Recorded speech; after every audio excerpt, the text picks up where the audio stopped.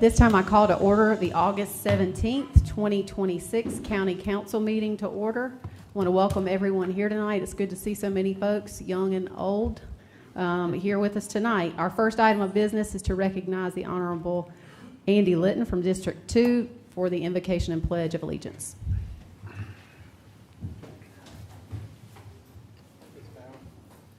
Dear Heavenly Father, thank you for this day and this opportunity to be together to do your work and the work of this county. Please be with each one of us.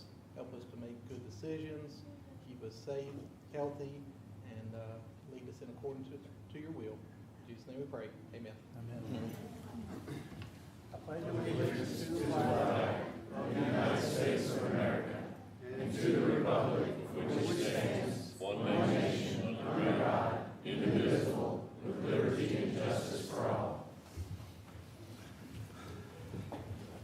We do have one individual who is going to be sworn in for office, and that person is Christopher Stevenson with the York County Natural Gas Board.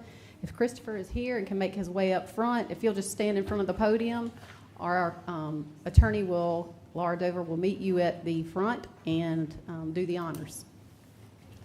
Before she gets started, on behalf of the council, I do want to say thank you very much for agreeing to serve on this board. A lot of folks don't realize that these boards and commissions, the individuals serve voluntarily. They don't get paid. They don't get recognition. And we do thank you for the work that you will do on behalf of the citizens of the community. Thank you, sir. Thank you.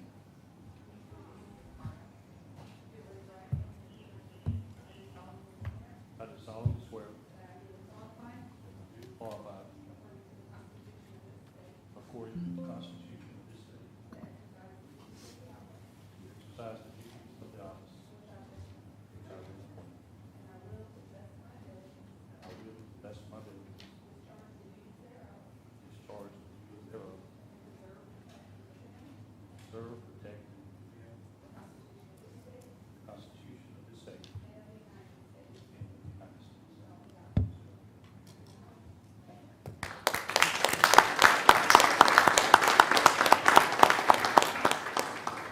We move now to the appearances section of our agenda, and this is a time where folks can come to address the council. Our first item is to recognize our Sheriff Breeden and to also recognize James Lingerfeld for his service and retirement with York County Sheriff's Department.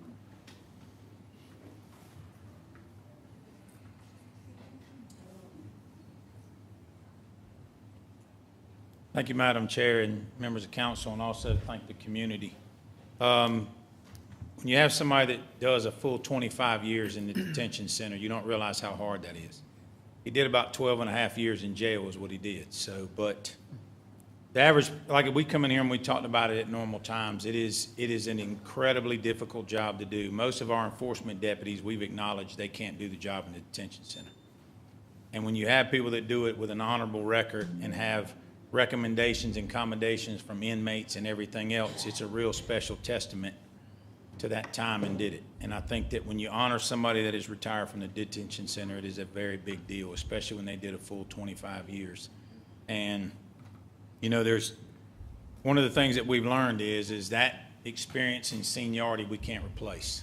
And, you know, you won't get that from some of the others, but we can just try and bring them up and get them there. But we're going to miss him dearly, but we're also glad that he's made it to the end and he gets to enjoy his family and the life after being spit on and fought and everything else. So we're glad that he made it there. So. And thank you again just for being able to recognize individuals that do make that full career in detention. You know, I think I come in here and talk about all the times in regards to what they deal with on a daily basis, from being a teacher, from being a counselor, dealing with inmates that have mental health issues, that cover themselves in feces, and we have to deal with them, and we have to shower them and take care of them. And as Sheriff said, very, very few people make 25 years in detention. You will see 30, 35, 40 years in enforcement. Very, very rarely does anybody make 25 in detention because it's a tough job. One of the reasons why we can survive in this career are people like Chad. the fact that he, no matter what was going on any given day, in any given scenario, he would come with a smile. He would come making sure everybody was okay afterwards. That is his passion. His passion is people. And that's not just the staff, it was the inmates as well. In fact, he even talked about it at his retirement party about potentially coming back as a volunteer for the inmate population. This is a man that has given his heart for 25 years to the citizens of York County, very specific in the jail. I worked with them as a shift sergeant for several years, and we laughed a lot because that's one of the things that we've got to do is take care of each other. And in those times and in all of that craziness of a shift is we've got to be able to take care of each other. And that's one of the things that you've done on a daily basis, excuse me, for everybody that you work with, from the shifts to the master control to even the command staff taking care of us, looking out, making sure everybody's good. You should be very, very proud of what you accomplished in that 25 years. The public should be very thankful for the 25 years that you did, like Sheriff said, basically doing 12 and a half years of your life inside the jail. So we want to thank you. We want to honor you because, again, not very many people can say that they did 25 years. So thank you.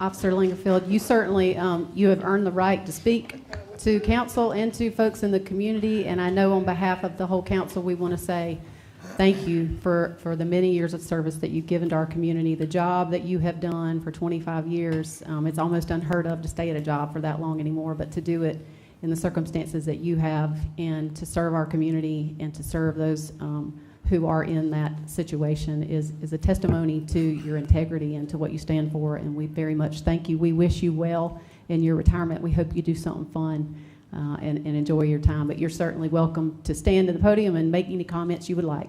I'm good, thank you. Okay.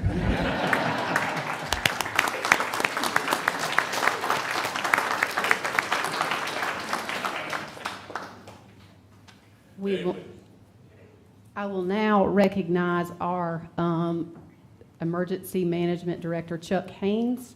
For those of you who don't know, this is Emergency Management Awareness Month, and he is here to remind us of how important that is and to give us some information about what the county does in that respect. Mr. Haynes. Thank you, Madam Chair, Council. This is the first year that York County has joined all the other states and most counties in the country adopting the Emergency Management Awareness Month. This is an effort to spread education and also recognize those who work in the discipline. Our office is here to my right, along with Catawba Indian Nation, Doug Spinks, who's the emergency manager there, one of our partners that we rely on, and then also Doug Hurst with the City of Rock Hill, who's the emergency manager. But we also rely on everyone in the community, private partnerships, public partnerships, volunteers, paid staff within the county who not only have their primary duties, but also have other duties during disasters. We rely heavily on council for guidance, also county management for guidance, and we appreciate your support in the past. If my staff would please stand up to be recognized. We truly appreciate you adopting the proclamation. It's the first time here in York County we've done this. Hopefully we'll see you next August for the same thing, but thank you again. I know that's going to be adopted on consent. Thank you, Chuck. Let's make sure y'all get up here and let's get a picture with you and celebrate this month. Thank you. Okay.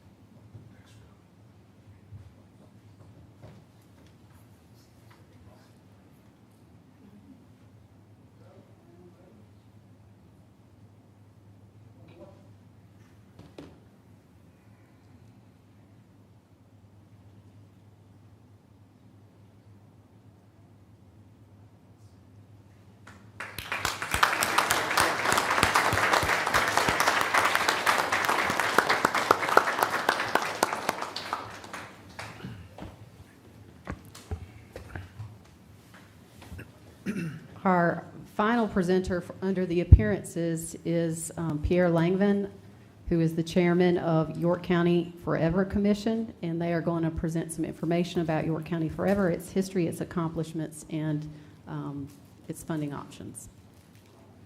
Good evening.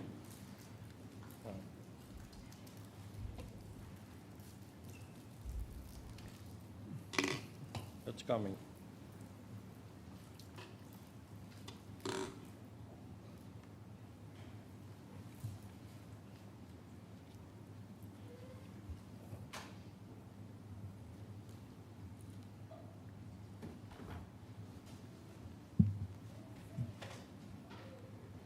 Ah, okay. Good evening. My name is Pierre Langevin. I am an 18 years resident of York County District 7, and I'm currently the chairman of the York County Forever Commission.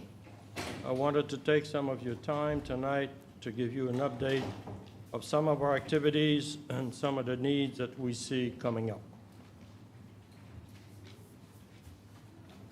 Oh, it works.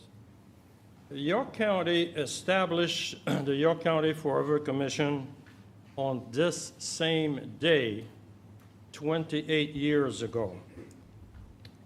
I don't know if it's a coincidence, but it's certainly worth celebrating. Over time, the loss of open space, population growth, and infringing development led to increasing citizen concerns about the York County picturesque scenery and cherished way of life that maybe this was somewhat slowly vanishing. Faced with the need to manage growth responsibly, protect exceptional resources, and preserve our county unique character, the York County Council created the York County Forever Commission, and this commission was mandated to serve as the county's land conservation organization. York County Forever's mission is to promote and protect significant natural, cultural, historic, and environmental resources. There are 7 members, each of us representing a district, and 2 ad hoc members, one from the Nation for Land Trust and one representing the York County Culture and Heritage Commission. We usually meet once a month in the Rock Hill offices of York County, and we recommend funding for conservation projects so that you can hopefully approve them. 10 by 10. In 2010, there was a goal to reach 10,000 acres of conservation. This was accomplished in 2012. Our partner in this endeavor is the Nation for Land Trust. And as you can see, when they get involved and prepare this conservation easement, then that property is protected forever. As you can see on our funding, we are actively using the funds made available for our purposes, including requesting an update of the 1992 York County Historical and Architectural Inventory. In this, there are probably gems, there are probably sites, there are probably buildings, there are probably places that need to be looked at and protected. But not much has been done so far, so that's why we need to update it to find out where things are right now and see where we can go from there. To date, we've completed 41 conservation project, which encompass over 12,000 acres in our books. And it is safe to say that those landowners who elected to work with us and put a conservation easement on their land are happy with the process and the tax benefit that they're getting out of it. This is an example of a big project that we were involved way back when the Catawba Bend Reserve was created. 1,900 acres were purchased, thank you, by the county, to leave a legacy to the resident of this county. This included 1,768 acres of conservation easement. York County staff devoted a substantial effort to put together a strategic plan, and our effort can be tied directly to county goals about parks, responsible growth, and the notion of quality of life, which is described in that particular document. For us to properly address the goals listed here on the slide, and which are part of the strategic plan, we will need your continued support. We are grateful that York County is ensuring a continued source of funding.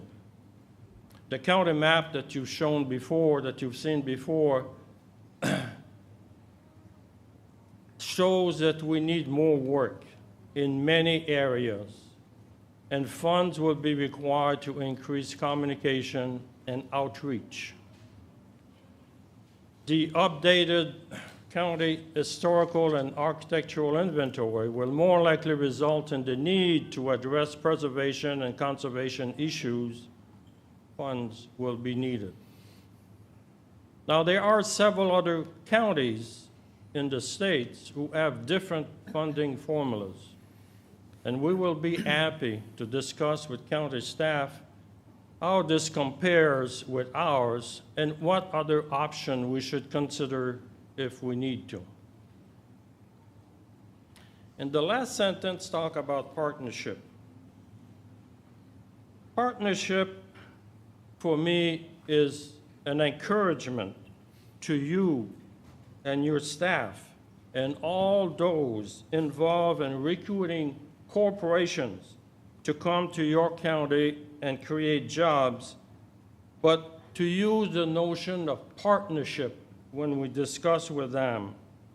And let's be creative so that those corporations properly share in helping us reach our goals of conservation and preservation, so that York County residents can have the quality of life that they deserve. I thank you for your time and hope that we can continue the discussion. Thank you. Thank you, sir. I recognize that you have, is there some other speaker going to speak? I think we've got a whole group of folks that have York County Forever shirts on that are here to support this initiative. If we would like to support get a group. picture, yeah, would love to do that. Come on.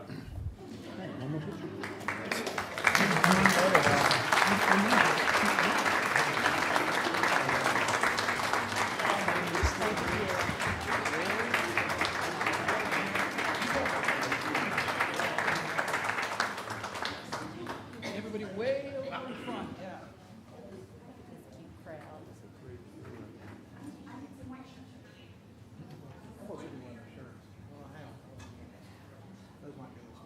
Come on, Christian. Hurdle.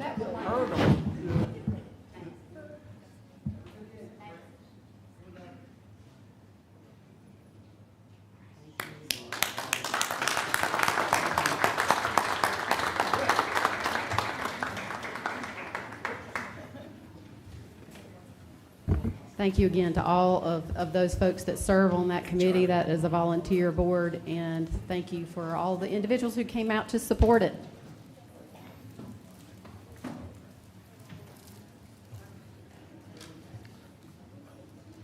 I'm going to let the folks clear out before we move on and find the agenda.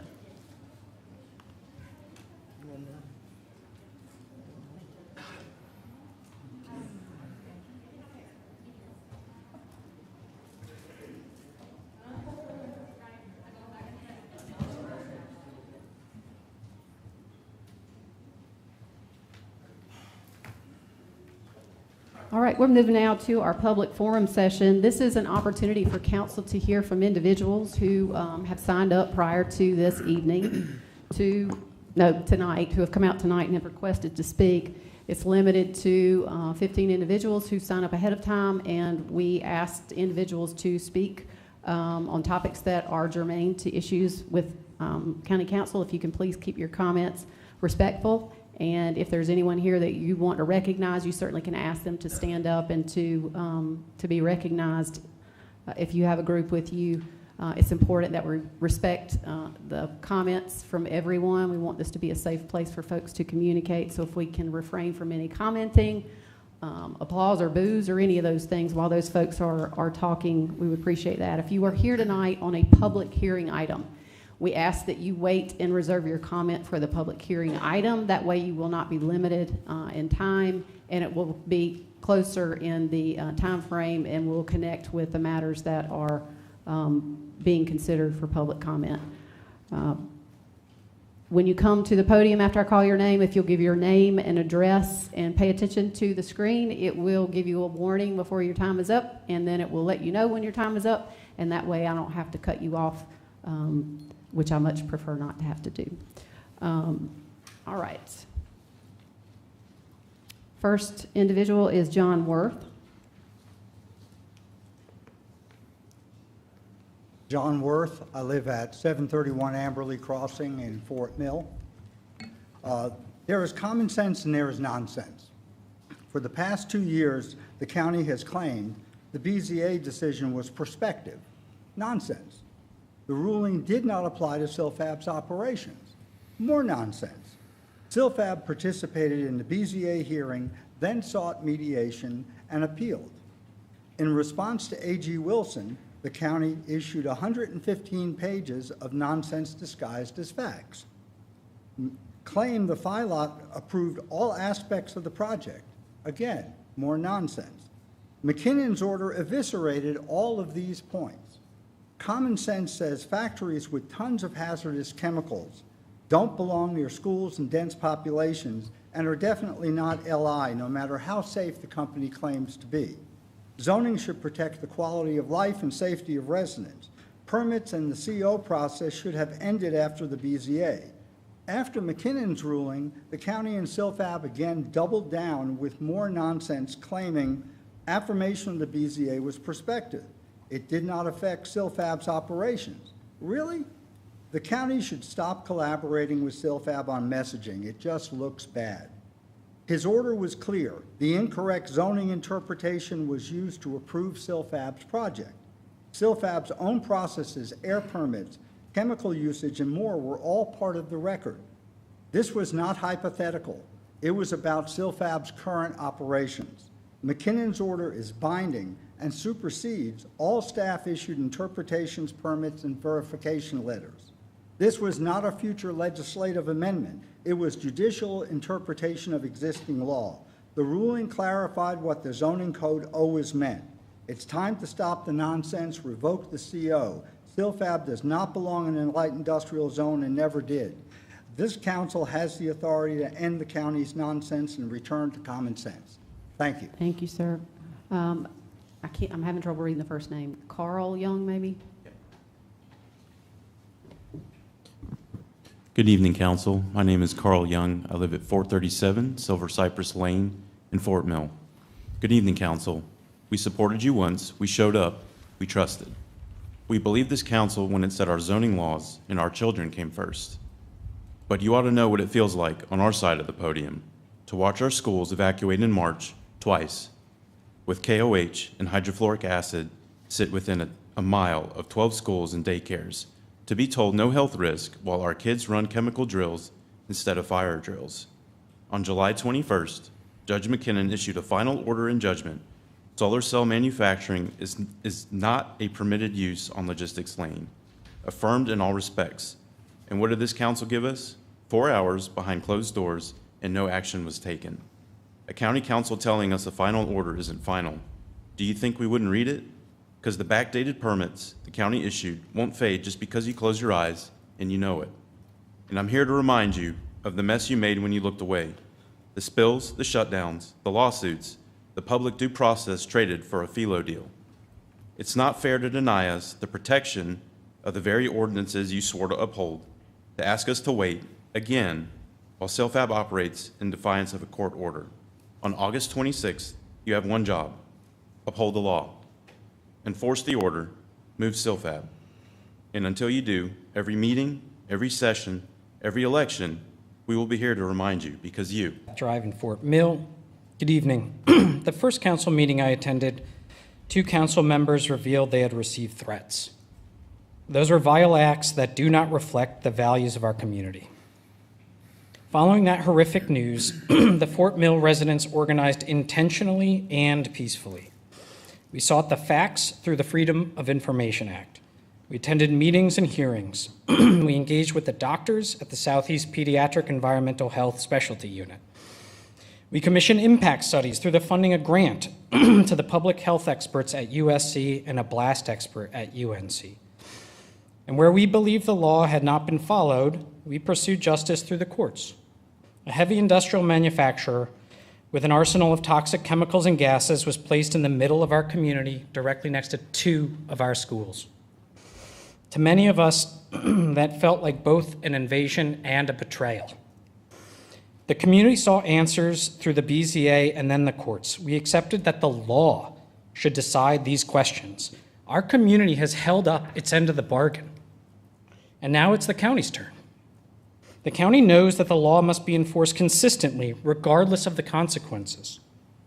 That is how a civil society works. The rule of law means nothing if we demand it from citizens, but abandon it when it becomes inconvenient to government. Following the law as decided in Judge McKinnon's ruling is now the only way our community can move forward. Thank you. Cameron Ramsey.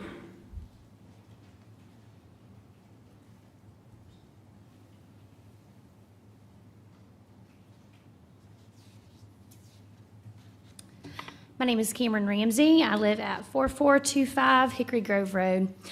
It may or may not come as a surprise to some of you to learn that in York County, South Carolina, we have over 983 farms per the last census data. Those farms make up over 105,000 acres of cropland, hayland, forest land, pasture land, and greenhouse nurseries. That's 105,000 acres of agricultural land in just York County, used to grow the food on your plate, the roof over your head, the clothes on your back. In the last census, York County farmers and ranchers recorded $127 million in product sales. This is not the total economic impact of York County farmers. This is just the amount of sales they record in about a year. That's about triple the gross annual sales made by your average Target store. York County is #1 in South Carolina for agritourism, #1 in greenhouse nursery crop production, #2 for South Carolina Christmas tree and woody crop production, #4 for market hog production, 4 in equine production, and 7th in cattle production. And those numbers, they don't lie. Farming is a vital part of York County, no matter how close we are to Charlotte. Enrollment in agriculture courses across the 4 school districts supports this fact, with over 2,000 students enrolled in ag courses in the 25-26 school year. York County's own comprehensive plan recognizes agriculture and agritourism as an economic industry that the county should preserve and strengthen.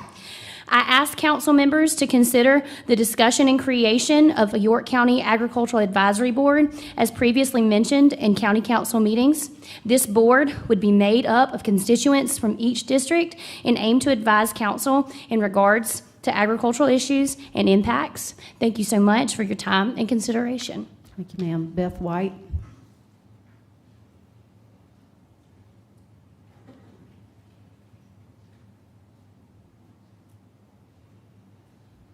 Hello, Beth White, 404 Pendergrass Road, York. An agricultural advisory board is needed as a proactive planning resource for the county. This board will give agricultural a seat at the table before zoning and land use decisions are made. Position the board as a planning tool, not an advocacy group. An advisory board could help the county identify agricultural priorities before major development occurs. It could provide county planners and elected officials with real-world agricultural expertise. We can review proposed zoning and land use changes for their potential impact on farming. Identify conflicts between residential development and normal agricultural activities before they become complaints. Create a consistent agricultural voice rather than relying on individual farmers to react to each zoning case. Improve communication between farmers, residents, developers, planners, and elected officials. Better land use decisions can be made before problems develop. This board will be a resource that helps government make better decisions rather than another layer of government. This board could provide an agricultural perspective to those existing decision makers. This goal isn't to stop growth. The goal is to help the county plan growth in a way that allows agriculture and development to coexist. Agriculture should have a voice before the zoning map is changed, not after the farm is already surrounded by development. Thank you for your time and your continued service in our county. I would like for the farmers back on the back row to stand up and be recognized at this time. Thank you, guys. Arthur Black.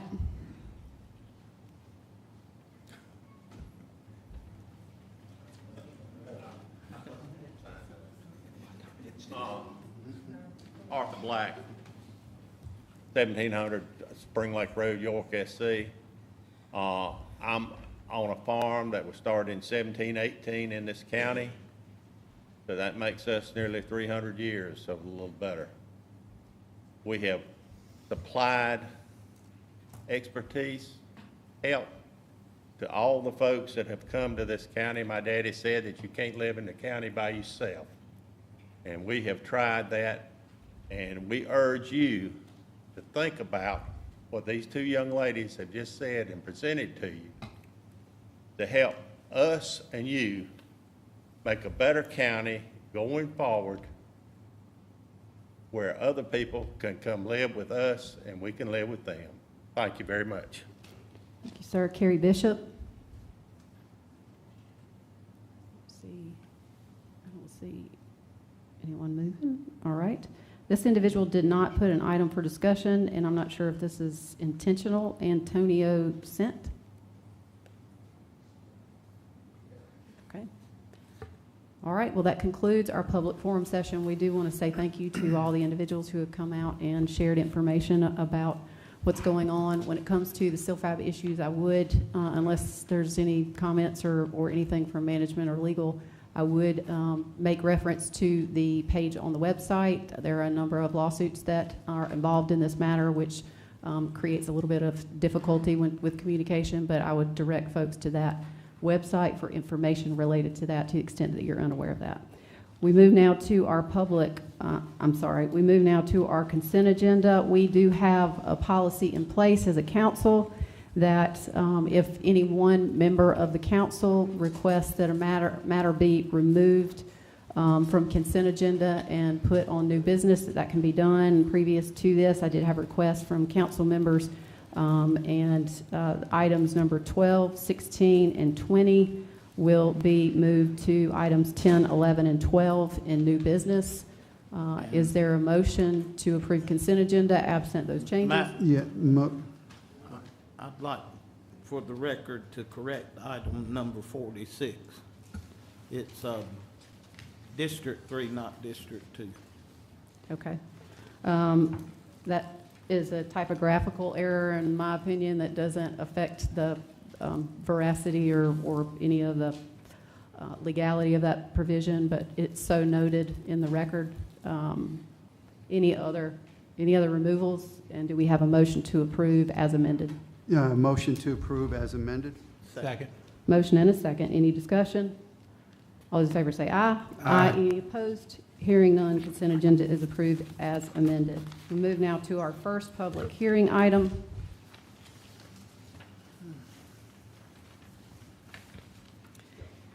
Council to hold a public hearing and consider second reading of an ordinance to amend Chapter 155, Zoning Code 155.1246, interpretation of zoning map, to permit a parcel with more than one district boundary to be governed by the development regulations of district making up the greatest area, and Chapter 154, Land Development Code 154.004, individual plats for land divisions to allow combinations or recombinations of lots comprised of more than one residential zoning district, to provide for a public hearing and to provide for other matters relating thereto.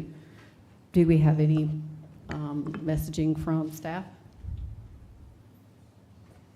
So we can. We did spend some time talking about this last time, but I know we're prepared to go through that again if y'all wanted to, but we spent a significant amount of time talking about this last month. So no presentation? We're ready to provide one if you want, but we Okay. didn't think you would because. If we don't have a presentation to provide, then I think, are there any questions? Yeah. Questions we want to present to staff before we open the public hearing? So if we can at least ask that. Who's on the hot seat? Yeah, we're ready. You guys We're ready. just Y'all ask it. ask the All right, questions. let's ask it. We're ready to go, yes. Go ahead. All right. Jonathan, what I was wondering, the way that this is going to work, is it going to be mandatory? Or are we going to give the people the option to come if they want to? So there are two parts to the amendment. So there's the part that would apply a majority rules approach to parcels that are split zoned, as long as all the districts involved in that single parcel are residential. And then the second component of the text amendment would allow folks to combine property that is split zoned without having to first go through a rezoning, again, as long as all the districts involved are residential. So yes, to the extent that people would combine property, that's all at their election. No one would be forced to do that. But would there possibly be a way that we could first introduce this as voluntary, and basically if they didn't want to do it, they just have to? Yes, sir, it's entirely voluntary. There's Okay. no mandatory component. And what about, since I've already made one amendment to this, but I want to get this 100% right because I don't want high density. Would there be a way that we can we restrict this to the property zoning that is the least impact or the lowest density, instead of making it out sound like they can go to the greater parcel? In other words, let it qualify for lower density, because I don't want, I changed it from not including general, commercial, and industrial, but I surely don't want it to allow someone who's got an RFX 40, 30, whatever, to bring in more land to even. Yeah, I think I understand what you're asking. Yeah, And if you've got. Instead of saying bigger property, let's say to the less denser property. Well, it only ever involves one parcel. So if someone is looking to subdivide, they would have to do a major subdivision. They'd have to abide by all the density requirements for each individual lot as it's created. So you wouldn't be able to apply a greater density from one district across an entire brand-new subdivision if that's what your aim was to do from a developer standpoint. So density really doesn't enter into the equation for a single residential lot, because you're going to put the one home on it, or you have an ADU if that's what you want to do. So it would really only affect if you had a property that was RMS 6 perhaps, and, you know, they had a component of it that was RMX 10, and they would have to abide by the density split between those districts. So it's on a single parcel basis. So if there's a thought that people are going to go out and buy more land and create huge neighborhoods with this change, they wouldn't be able to accommodate that. Okay, so, and once we finish this time, split zoning is done for in York County? Once we get these corrected up? No, sir. So the way the ordinance is drafted currently before you all for second reading is split parcels are allowed to remain in perpetuity. They've been around in York County since zoning was adopted. Some parcels had multiple districts applied on them from the jump. And that's created a lot of historical problems, as you're aware, and not traditionally how you apply zoning. So all of those parcels can remain so in perpetuity at the owner's election. And if folks want to, say, trade property with their neighbor, we do have rezonings that come before you all that maybe somebody wants to buy 10 feet of property from their next door neighbor for a driveway or a shed, whatever they want to do. One happens to be in one district and the other neighbor happens to be another. Say it's RSF 30, RSF 40. They can't do that land swap without coming to you first for a rezoning to make sure that they're in the same district, or they're going to rezone that sliver of 10 feet to the right district.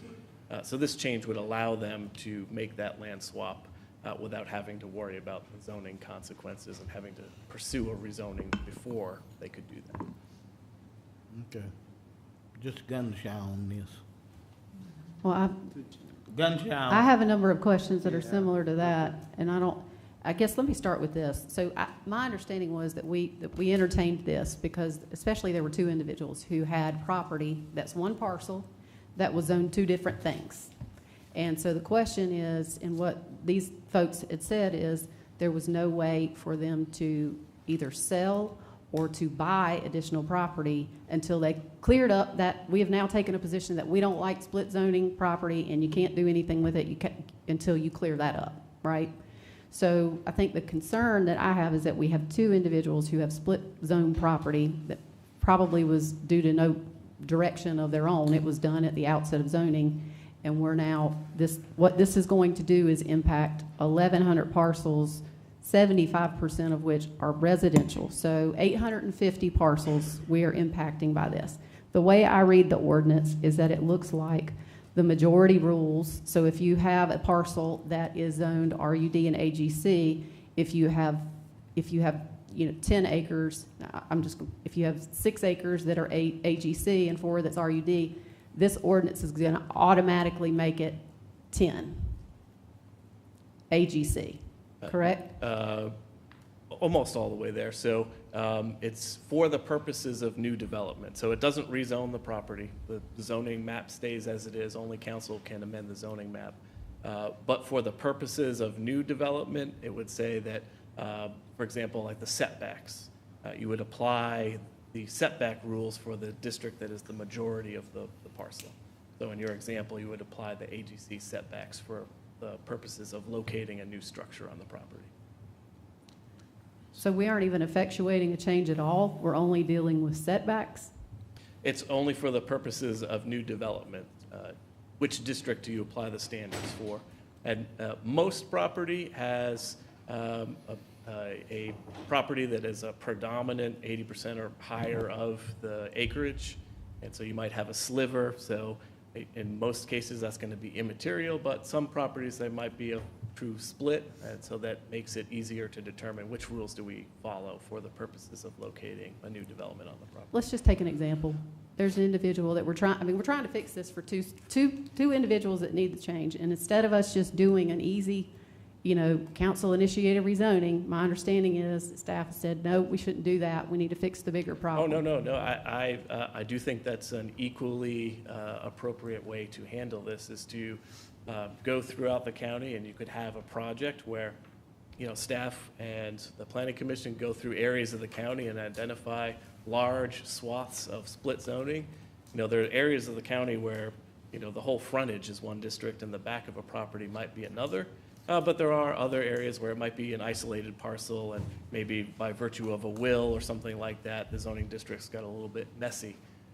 But I do think it would be perfectly appropriate for council to explore some council-initiated rezonings to correct some of that zoning. But the downside of that is you would be rezoning people's property without them necessarily coming to you to ask to do that. And this was something that came through committee as well. There was a lot of conversations. We're trying to not just help two folks, but actually solve some underlying pieces to this. And I think this is a long-term solution for more than just two people. So I guess I'm not seeing the benefit of this. If the reason this came before us was we have two individuals who have split zone property, and what we're trying to do is to say, okay, there's one individual who has 16 acres of AGC and like one little sliver of RUD, and they can't do anything with it. They can't buy it. They can't do anything because staff says we don't like split zone property unless it's either rezoned or we do an ordinance change that will directly impact 850 people, which we know will be impacted, but we don't know what those people want. I mean, like, of those 850 people, do we know how many of them are the majority, AGC or RMX? Have we done have those folks been notified that we're looking to change that? Has there been a notification out? No, so to any of this those? this wouldn't change anyone's ability to use their property as they're currently using it. Then what's the point? The point, as Mr. Edwards was kind of getting at there, is it reduces for folks that had rezonings in the past, and not just some of the ones that involved, the frontage issue, where the frontage of a property was a different district than the rear of the property. You also have plenty of rezonings that come forward that are, maybe it's 100 acres, and there's a third of an acre that's in a different district for whatever reason. And if they want to subdivide that out, they're creating a new split zone parcel, so they can't do that per the code. So they have to come before you all to do a rezoning first. And we heard we need to reduce the number of overall rezonings, especially for some of these cases that there's unanimous support on council for things like this that aren't really a material issue for you all to make a decision about.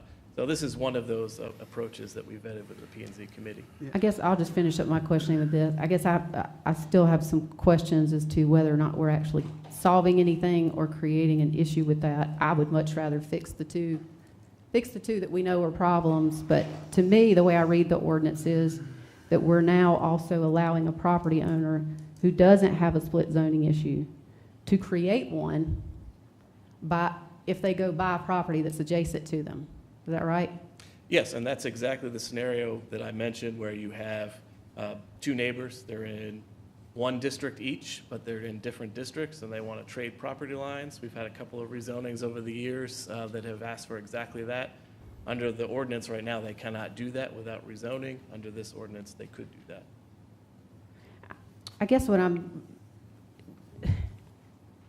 trying to figure out is, do we want majority rules, or do we know if the property has already been put in use by one of the two uses? If someone owns property and they've actually used it as RUD and the rest of it's AGC, now we're telling them it has to be all AGC when they haven't used it in that fashion. I don't understand how we're making a change here. Is this issue, the way that's written, is it going to solve the problem that we know is out here? The gentleman who has 16 acres, yes, and he has a sliver of RUD. Is this going to solve his particular problem? Yes. Okay. With the other 850 folks that are being impacted, should we have sent notice to them to let them know that there's something happening with their property? No, nothing is happening with their property. They're allowed to use it as they currently are in perpetuity. It doesn't change anything with them. The only other piece, then I guess I'm confused about what we're accomplishing. Your questions? Okay. First of all, John, so just reading through this again, I think, listening to some of these questions, I think they fall in line with some of my concerns on this thing. So one of the things is, and I always get concerned when it comes to majority rules on these things. I think individually, I think we're best preserved by us individually hearing individuals with their needs and having them come to us. When I read through this, I don't see where we're emphasizing public hearings on these things. I don't see where we're emphasizing public feedback on an individual basis on this. I'm concerned about the solution. I think it's very broad in scope. You know, and I still think, I know that you've talked about the fact that, you know, there is and as Tommy brought up, the concern about the density piece, you know, and I know that you said it doesn't change where each of these people, how they use their land, et cetera, but I guess my concern is what happens when they sell off their property and the next person that comes in and buys their property. I think this opens up some, how do I say it, consequences that we never would predict, okay? So, you know, I think we should, to me, I think we should slow down a little bit on this one here. I don't feel like there's enough guardrails on this one here. I think we should individually address those two. I do have some major concerns about supporting this. So, again, that's it. Thank you, sir. Did I hear there was 1,100 parcels affected by this?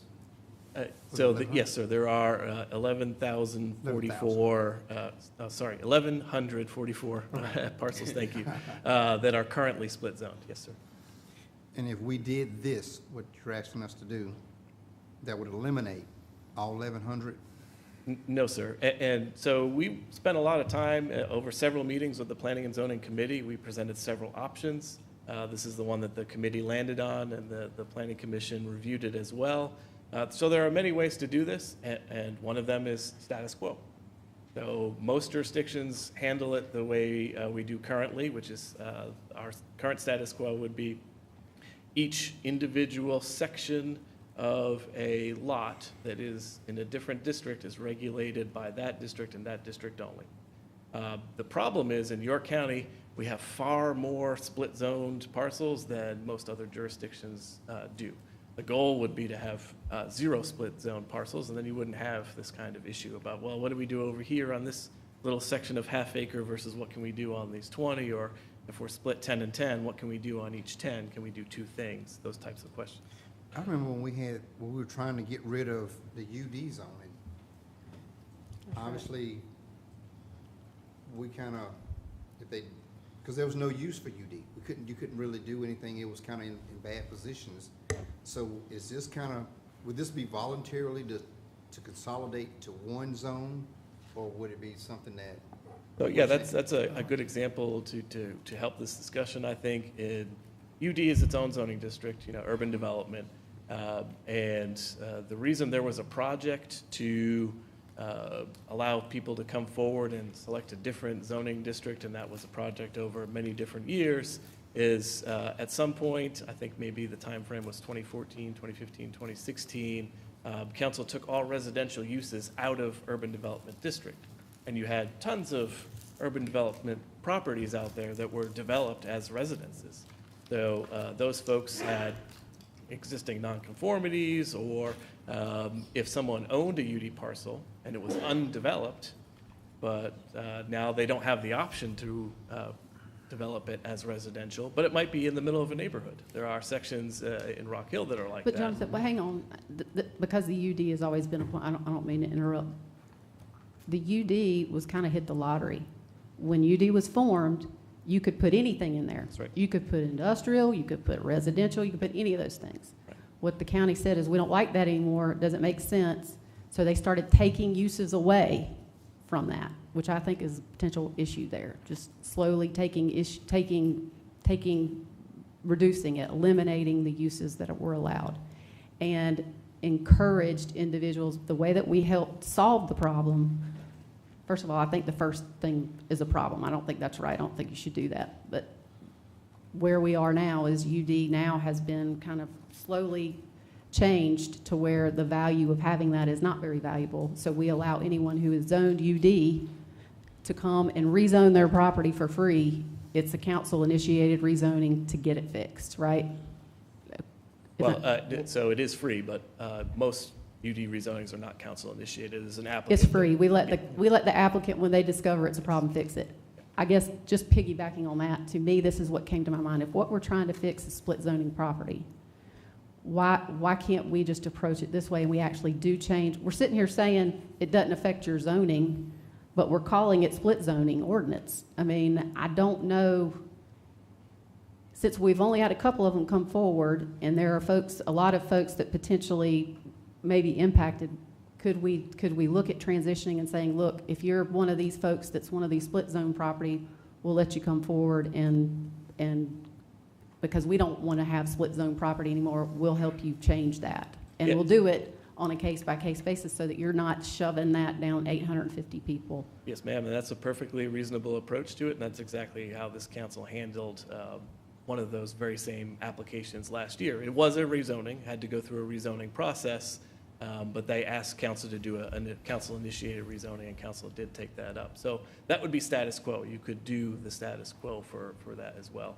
Or you could expand it into, as we discussed earlier, a larger project where we say, here are areas that there's a large degree of split zoning. It's in property owners' best interest, as well as the counties, to have all of those properties, each individual lot, in a single district. So if you'd like to come forward and ask council to rezone your property on your behalf, you're welcome to do that. That's certainly an approach that you could take. But it would be, different than the UD project for what this amendment attempts to undertake, in that the amendment is allowing folks to combine property if they are in split districts where currently they can't do that. It doesn't rezone the property. It doesn't fix their split zoning. No. Until they come forward. No, it doesn't fix their split zoning at all. So with one of the rezoning cases we had on Sandifer Road last year, there was not an issue about uses. There was not an issue about, I need this zoning district or I need that zoning district. It was the fact that parcels involved in a proposed recombination of property were split zone. So when you combine split zone property, you're creating a new split zone parcel. So the code doesn't allow that. So this amendment would modify that so that you could. I think we have to have language to allow one to go away. Would that be the case if we did that? Would one actually go away and yeah, we and need some that's, language to be able to combine them instead of saying they have to stay separate. yeah, so, if that's another avenue that council could take, you could state that no split zone parcels are allowed. Come forward and choose which of the districts that are on your property you would like to do. Do that too. And if There's we're many able to different do ways that, to I come like at what this. Tommy suggested, that you can't rezone up to a higher density. If you're That's right. combining whatever it is, you have to go down to make sure you're doing a less dense project on the property. And that's why it's very carefully worded that it's for the purposes of new development. So if you're going to place a new structure on your property, it's on that one single lot. So if you are going to subdivide and create a new neighborhood, now you're not one lot. So each individual lot has to meet its own required rules for whichever zoning district it's going to fall into. So if you've got a zoning district, if you've got a single parcel that you're looking to subdivide, say it's 100 acres, 20 of it are in AGC and the other balance of it is in, RUD. Any parcel that's going to be created by a subdivision in the AGC portion has to be at least 5 acres and follow all the same rules about AGC. So when we talk about new development and which rules apply, we're really talking about a single lot and what you can do on a single lot and not creating a new residential subdivision. But I would still rather just have a safeguard, because somebody always finds a way. And because my whole idea was to protect ag land that had some RUD, and basically, I would rather it go to the lesser density. Lord knows we got enough houses. And,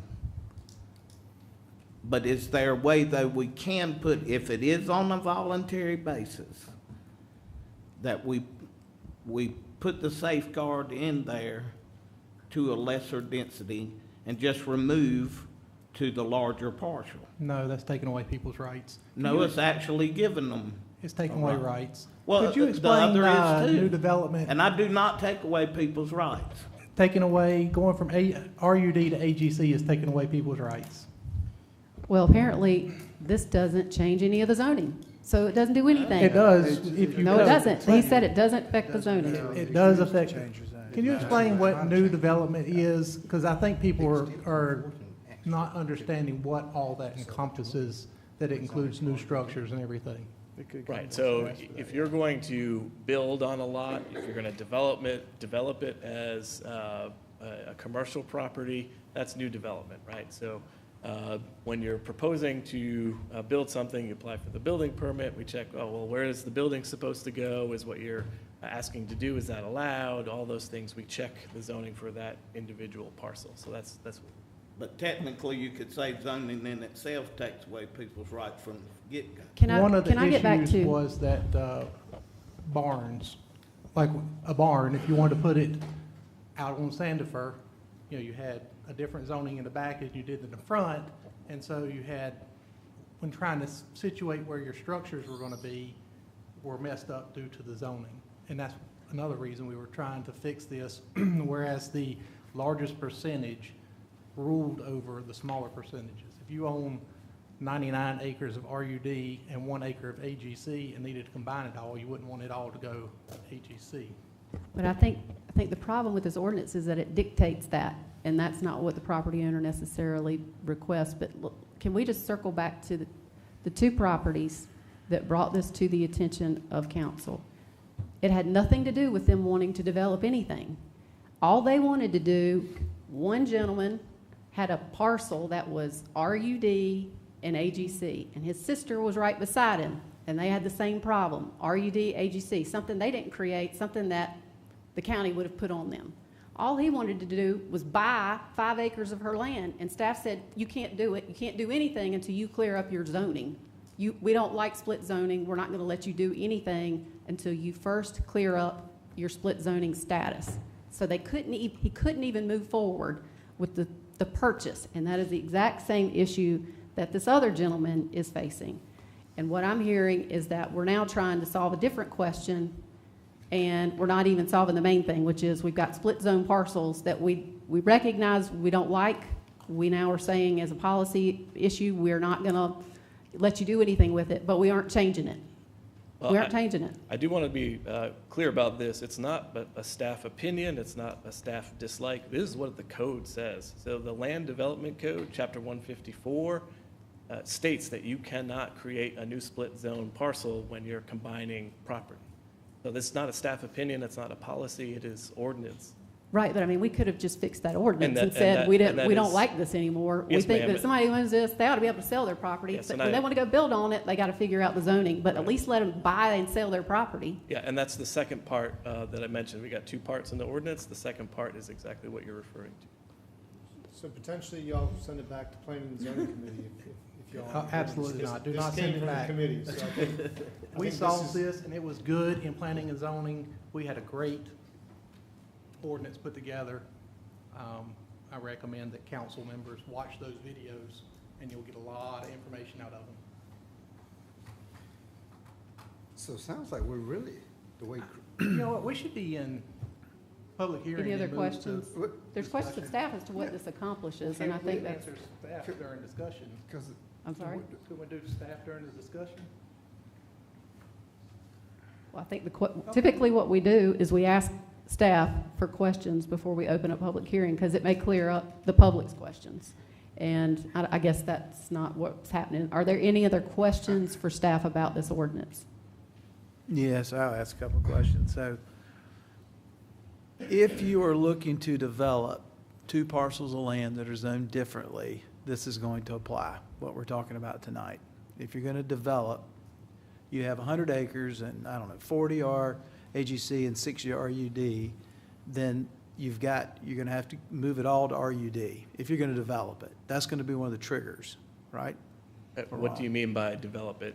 I don't know, you're going to build houses on it. And you want to combine the 2 parcels, the AGC with the RUD. Oh, so if you've got 2 separate parcels and you want to combine them. You own both. Correct. Side by So you side. own both, side by side, 2 different districts. Right now, in contemporary code, you cannot combine those properties. Via this amendment, you could.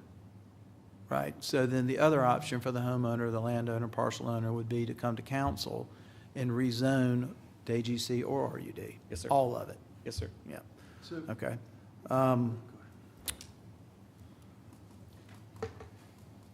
That answers my last question, though. So we're not taking away the right for an individual, as Councilman Litton said, if they had AGC and RUD, 100 acres, 50/50, if they wanted to rezone the AGC to RUD, knowing that that's a greater value and gives them options, they'd have the right to do that, obviously. That would come to council. So what you're trying to do, you're estimating that there are roughly 850 parcels out there that fall into this category. So instead of us having 850 conversations at council one night, you're trying to avoid that, to give them an option. They have two options, really. They can accept the higher density one, and it moves to that, the higher number of acreage, they can move to that, or they can come to us and ask for rezoning, which is what they would traditionally do. Is that Yes, right? sir. Okay, thank you. But you just said that it doesn't change zoning. Correct. So while you may use the higher density for setbacks, it's not changing the zoning. So if they still are split zoned, it's not fixing the underlying split zone problem, correct? Correct. County council is the only body that can amend the zoning map. so I do have a follow-up question for this. So if you've got 60 acres of UD and you have 40 acres of ag, you mentioned that the larger parcel will supersede. So explain in that situation, would they all become UD at that point? Good question, sir. No, so the way the ordinance is written is all of these rules apply only if the entire mix of the districts involved are residential. So UD would not be one of those. Even though they had 60 acres of UD? Correct. They would be treated as status quo, meaning the acreage that's UD would be treated same standards, same allowed uses, same setbacks as the UD portion. And then what's the example, RUD or AGC, they would be treated under the same standards as AGC only. But they Distinct. still will have the option to come rezone it to make them compatible Yeah, on both Yeah. sides. So we're not taking away that option. That option still exists if they wanted to come in and rezone it to, rezone the AGC down to RUD. Well, he was asking about UD, but I think that goes back to that we're talking about residential. UD is now taking any residential out of it. There is no, right? Correct. So it's not a permitted There's a use. difference. Yeah, We're it's not- mixing lots of different things. But Jonathan, like the one me and you and Tom talked about in my district, the fella's purchasing 16 acres. It just happens that a little slither, not even a half an acre, was RUD, but he couldn't plat that land because of that. Right. Just come back and rezone. But it would have been a lot easier if we, that don't make sense. Can- I think that is important to clarify, that those two specific issues. Let's take the second one that prompted this whole discussion. What does that change in terms of his ability to do anything? Are you saying it doesn't change his zoning, so he still will have RUD and AGC, correct? Yes. And the only thing that allows him to do is what? Combine the property. With what? If he's not combining it with anything, he's just split zoned. I believe the request was to. No, I mean, the No. only reason, he's done He paid has split part of zone the property. money, everything, but y'all said that he couldn't plat it because of that little bit of Yeah, RUD that used to be on a frontage road or something that they did away with. So a You plat. remember, Tom? A plat is a division of land. And this here, we were hoping that once we got it passed, then he could continue through. So whether he's combining or he's dividing, the same principle applies, so. He's not dividing anything. Let's be Yeah, real no, clear. He's purchasing it, and the He has part a that he's parcel of property. purchasing just happens to have a little slither from an old road bed. There is a property there. owner that owns property that is 16 acres. Less than an acre of it is RUD, which is close to where the access point It is ain't for the road. half. All right, so it's one parcel. It's owned by one person. All they're trying to do is sell it. He's trying to buy it from this guy. And he is being told that staff will not allow him to do that because he cannot get a plat. They will not allow him to purchase the property because he cannot get a plat because it shows as split zoned on the map. So he can't even buy that property. And it's one parcel, one owner, split zoned. The guy that's trying to sell it is trying to subdivide it, though. No, he's not. No, he's not. You just All said he he's was trying to do is buy it. by the whole piece of property. That is already one piece of property. Well, he can buy both pieces. No, he can't. It will not. County staff it does won't not get create involved a- in That land is not- transactions. That's not If- accurate. If you could have the property owner please call me, I'm happy to discuss the situation further with them. Okay. Let's do that. Let's clarify that split zone issue, that one issue. So, we can open a public Jonathan, hearing. again, I'm trying to envision the real value of this. Instead of taking each individual case and kind of streamlining every time we have somebody coming to us with an individual case such as these two, as opposed to something as more broad sweeping on here, I just, again, I'm not seeing the value of it, again, because they'll have to come back in and do a zoning change if they want to do a zoning change on an existing property that they, for example, put together.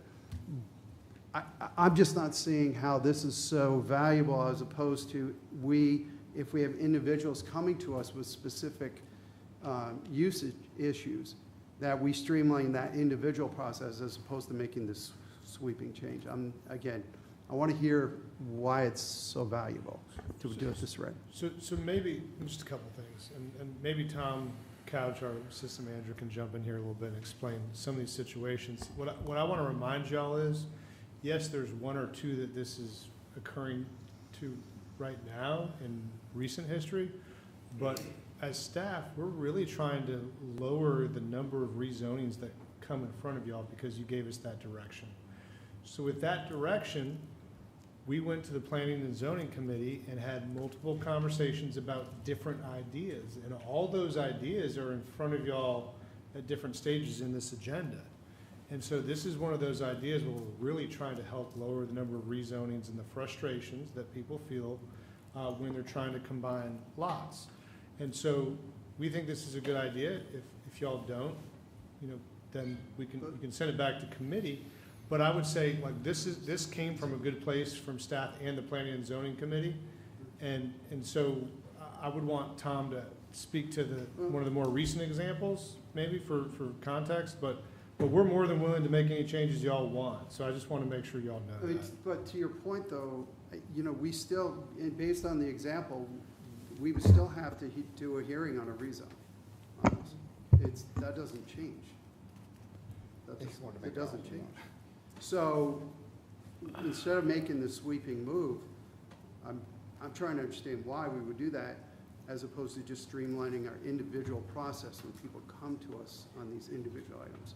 Because we're still going to have to hear a zoning request change based on this new change. I mean, that doesn't go away, so it doesn't take time away from us. Would it not be an administrative change? It would be an administrative change, wouldn't come before us. No, it would still have to come to us. No, they're saying it doesn't change the zoning. You still have a It doesn't split change the zone. zoning. But you don't have to rezone if you just want to build a house.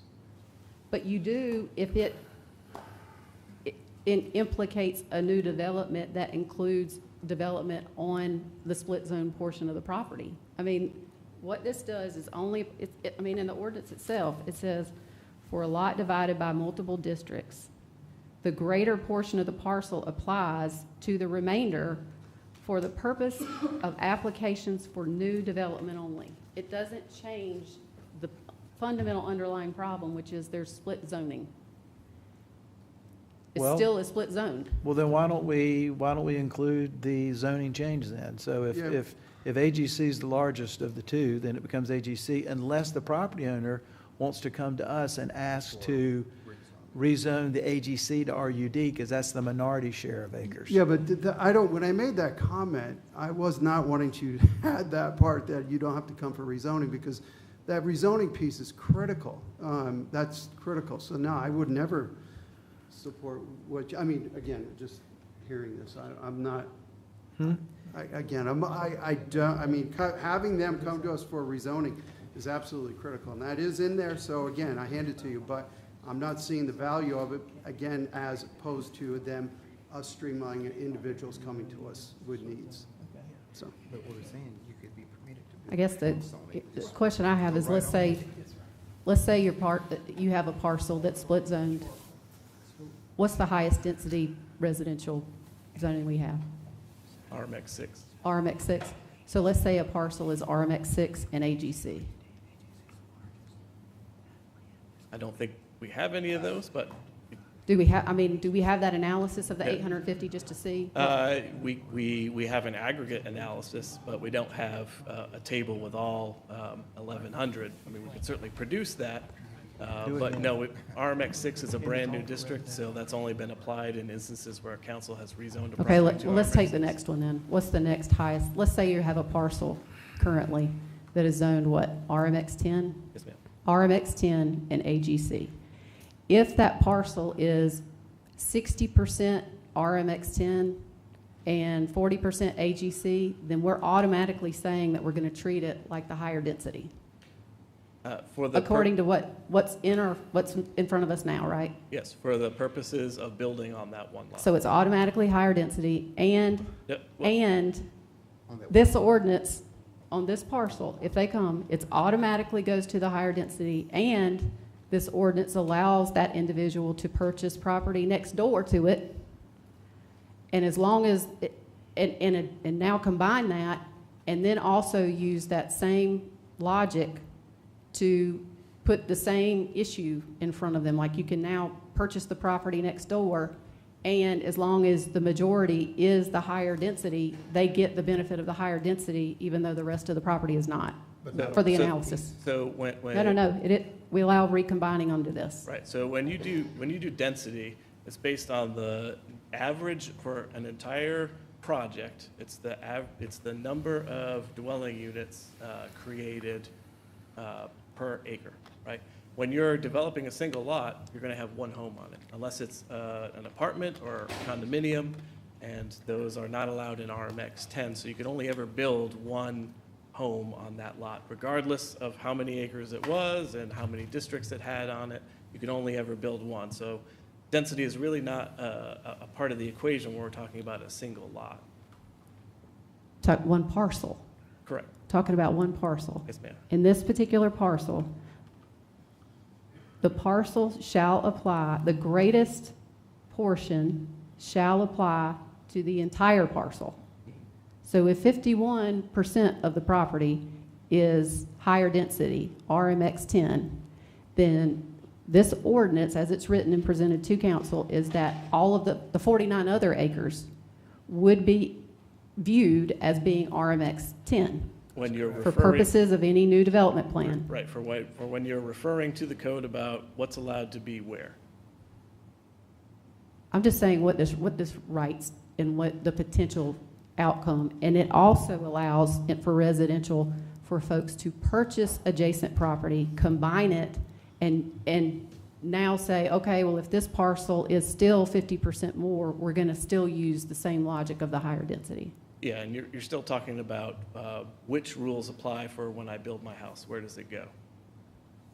But it's not just your house, it's any application for new development. It But it- says we're but going to apply the residential higher development. density for the application for new development. No. So when you subdivide the property, now those are all new lots.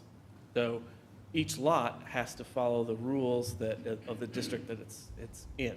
So if you've got the example of RMX 10 and AGC, and you're going to subdivide those 100 acres, every lot that you create that's in AGC has to be 5 acres. So it's maintaining that density. And the same thing for any of the new lots that might be created in RMX 10, they're allowed to go as small as 10,000 square feet. I'm just looking at the way it's written, split zone lots. The district governing the greater portion of the parcel shall apply to the remainder of the parcel. Yes. That's but how when it's you- written. When you subdivide it, now it's multiple parcels. So each individual parcel carries the zoning that's on that parcel. I don't see what we're fixing. I don't see what we're fixing. If we have a split zone parcel and we're saying we don't like split zone, we aren't changing the zoning, we aren't fixing anything. So, any other questions for staff? We do have a public hearing we need to get to. Well, the Any other issue that's in questions? mind, we can talk about this, defer it, whatever, but the issue in mind, I'd like to make a motion right now that we do a council rezoning and allow that man to do his dang plat. Well, I think we need to figure out the solution to that. That motion is not, we would need to figure out the proper place to make that motion. Are there any other questions for staff before we open up the public hearing? Thank you, Jonathan. Is there anyone here who wishes to speak against this rezoning ordinance? Are we more confused or less confused after all that? I'm more. I'm more confused. Is there anyone here who wishes to speak in favor? Motion to close public hearing. Second. We have a motion and a second to close public hearing. Any discussion? All in favor say aye. Aye. Any opposed? Hearing none. Public hearing is closed. At this point in time, we have one of our members who was very vocal, who has left us for a minute. I mean, we can try to race ahead, but then we still have third reading, so I don't know what that accomplishes. He should be back in a second if we want to go into discussion after we make a motion and second it, assuming we have that, so we can keep moving. I mean, if anyone wants to make a motion. I think with all the back and forth, I think we need to defer this till we can clear up something before we even move off. Is that in the form of a motion? That's in the form of a motion. Do we have a second? Second. We have a motion and a second to defer second reading while we gather additional information. Any discussion on that motion? At this point, I'd just soon keep it status quo. It doesn't sound like that would be the easiest thing. And instead of making it easier for the property owners to be able to come in and be able to build a house or a barn or garage or whatever on a piece of property, they'll just have to come and get rezoned like they do. And you can still buy and sell property, you just can't combine it into one parcel. So if the guy wants to, if somebody wants to buy the neighboring parcel, they just own two pieces of property. It doesn't have to be combined. They're going to be I treated think part of differently. the problem is that there is some hiccup and folks aren't being allowed to sell and purchase the property because of the defect in the split zoning. And so I don't know that we're solving that problem, but the motion on the table is to defer until the next council meeting. Any other discussion on that? All those in favor? Well, I'm sorry? tell them what The motion on the, I'm sorry? The next council meeting, is that Yeah. your motion? To the next council meeting. The motion on the table currently is to defer second reading to the next council meeting. All those in favor say aye. Aye. Any opposed? Motion carries. All right. Item number 2, council. So can I ask a quick question? So between this meeting and our next council meeting, what will the 7 of us learn, and how are we going to learn more about what we're reading in our packet? How do we come in here informed differently than we are right now? I think we should, if I have a question, I need to reach out to Jonathan, and let Jonathan clear it up with me personally. If whoever has a question, go directly to staff. That's one way. That's what I'm gonna do. Can I break it down a little better for? I think for purposes of how we address it, any questions that council has, obviously we've asked a number of them here.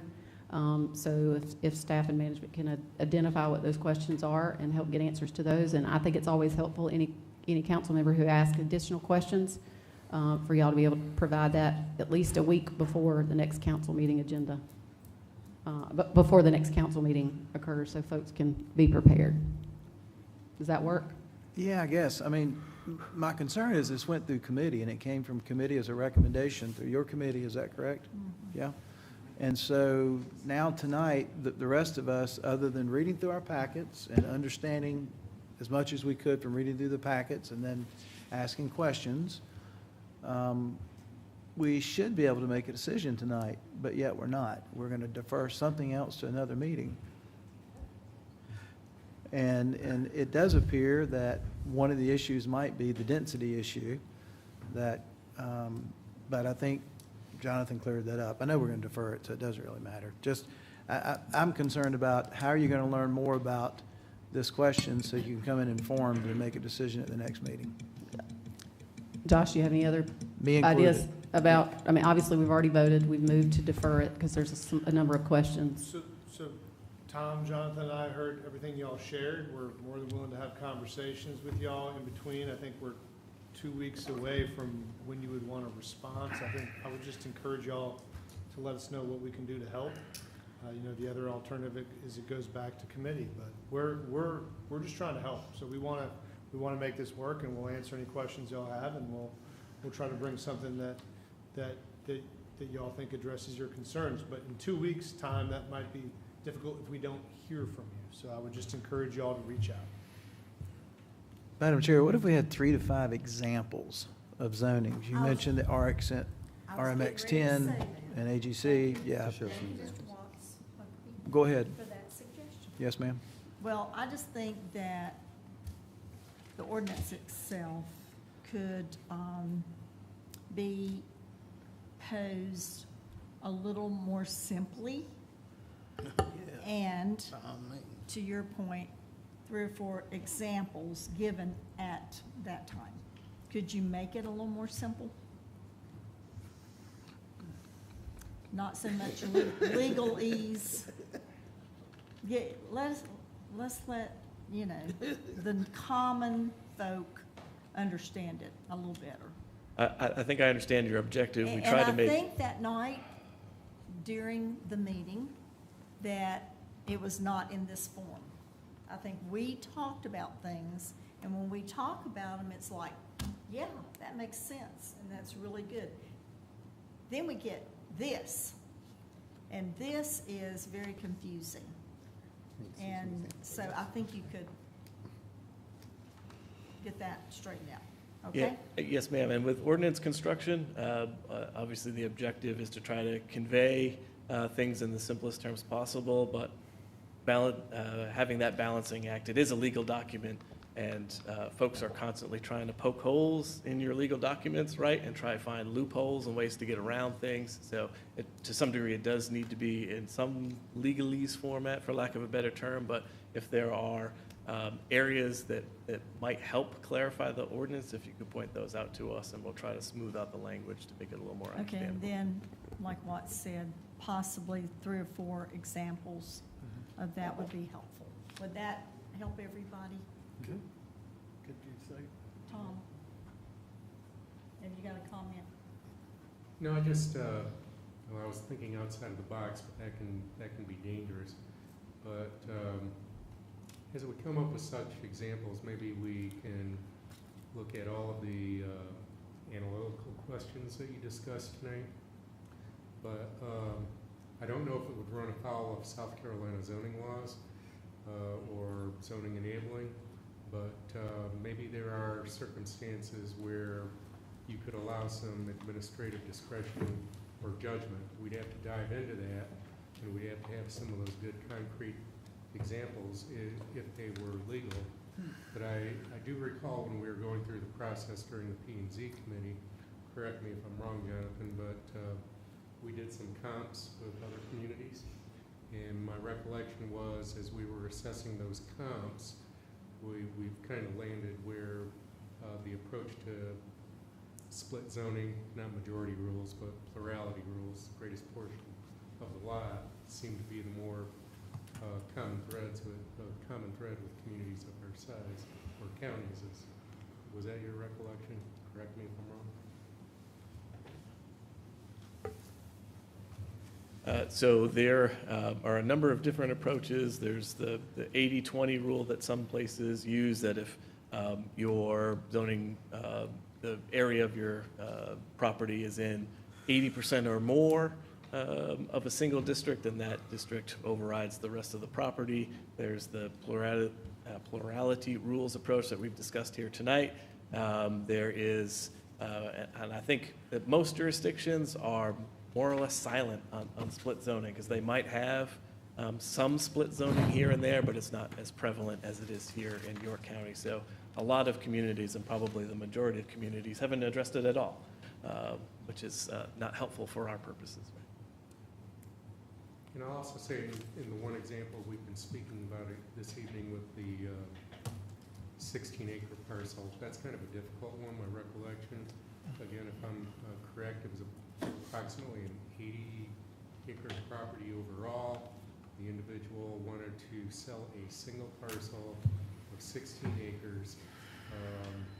and a very small portion of it, I think 0.8 of an acre was an RUD in the split zone, and you need to have 1 acre to put a house on or anything like that.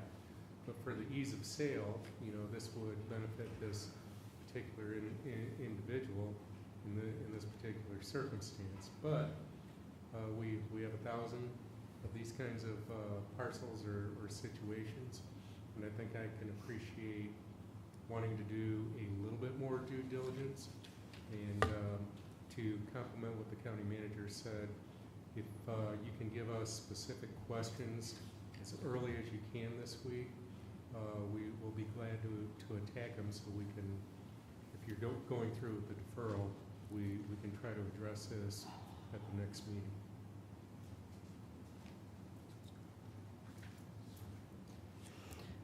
Okay. Item number 2, public hearing. Council to hold a public hearing and consider first reading of an ordinance to amend Chapter 155 zoning code, subchapter C, use regulations, to add trade services to the general commercial zoning district, as well as adding building material and supply stores, farm and garden supply with equipment sales and service, vehicle service repair and customization without overnight outdoor storage, parking areas, and motor vehicle, recreational vehicle, or boat storage to the industrial zoning designation, to provide for a public hearing and to provide for other matters relating thereto. Yes, sir. Thank you. Like I said, we're working on another project that came from the Planning and Zoning Committee and got recommended by the Planning Commission. And we're adding, or changing the status of some of the use table for these particular items. We have 2 different districts we're working in. We're working in the ID district, and there were several uses that were suggested that might fit into that district. Building material and supplies, you said, farm and garden supplies and equipment sales, vehicle storage, repair, parking, motor vehicle recreation, boat storage. The one is conditional for motor vehicle and recreational and boat storage, and that just gives you some guidance on how to design the site best to support that use. The commercial district, we want to add trade services as an option there. Like I said, this is both recommended by the committee and the commission to do this, and this is how your table would look after adoption of that. So as I understand it, this is simply allowing uses permitted. I mean, industrial's like the most onerous zoning classification that exists, right? Yeah, hopefully it has the largest buffers and concerns for things that might have negative externalities, the So- heaviest. All of these uses are allowed somewhere else in the code. This simply allows it in the industrial sector? Correct. Okay. Does anybody have any questions? Yeah, I have one question. So as I read through this, it mentions no overnight storage, and I get that for RV boat, but if you've got a vehicle repair shop or equipment sales and service, there will be overnight outdoor storage, so you must not mean that. There's another category that has the overnight storage that's already in the district. This was kind of hanging out there and was recommended to move it into the district. And the only difference is with the storage out night, there's some districts you might not want storage out overnight. And that's probably why you have this iteration. Otherwise, it was all storage outside. Make sure I understand then, so if you have a business that's doing vehicle repair, they're going to have to store the vehicles inside. No, there's another category for that district to allow the outdoor storage. This would just add this language to it. It seems unnecessary, but since we added it without overnight storage and it's a particular specific use, we want to address it. Otherwise, we'd make it go away. Okay. You all set? Once? Yes, sir. No, sir. Okay. Does this address mixed use as far as when it comes to indoor storage and outdoor storage at the same location? That would be fine. It would be all considered outdoor storage. I don't think we would mind the indoor storage at all. So there's not. It would be allowed either way.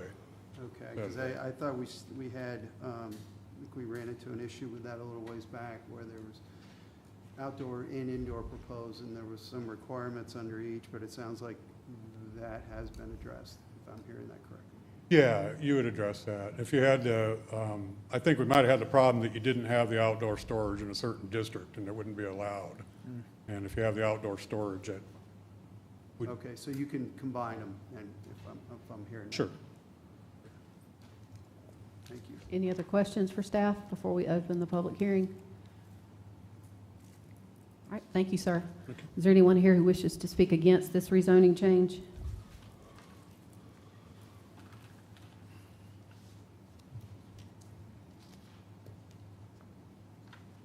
Apologize for being this late. I was taking care of grandbabies all day in Spartanburg, so just now got here.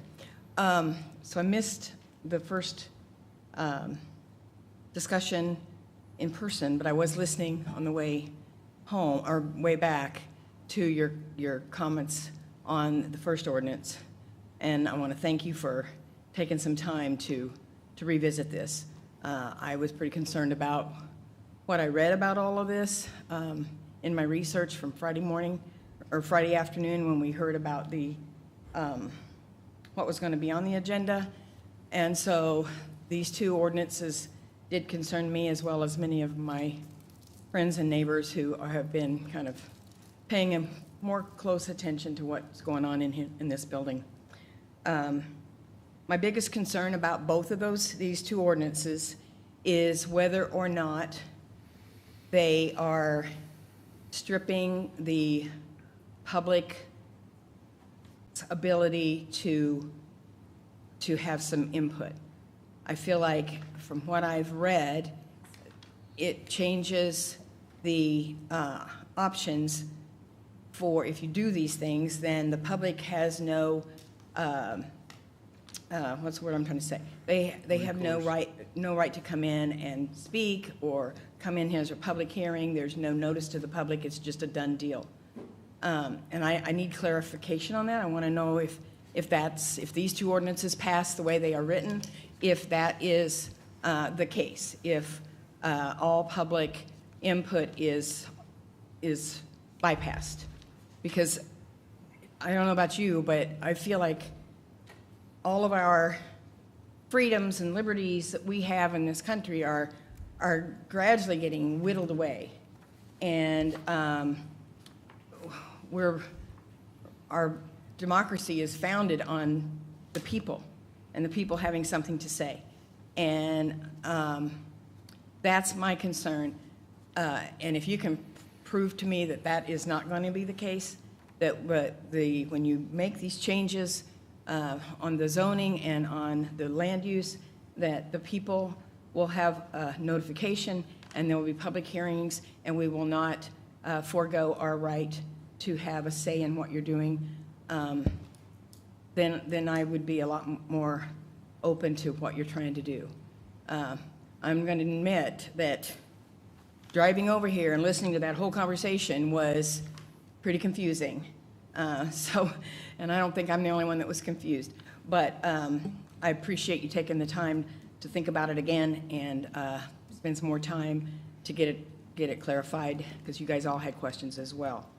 But the bottom line on both of these that I didn't really see or hear, and I think Councilwoman Cox was asking the same question that was in my mind, is who benefits from these ordinances? What good are they? Who's going to be the beneficiary of doing this?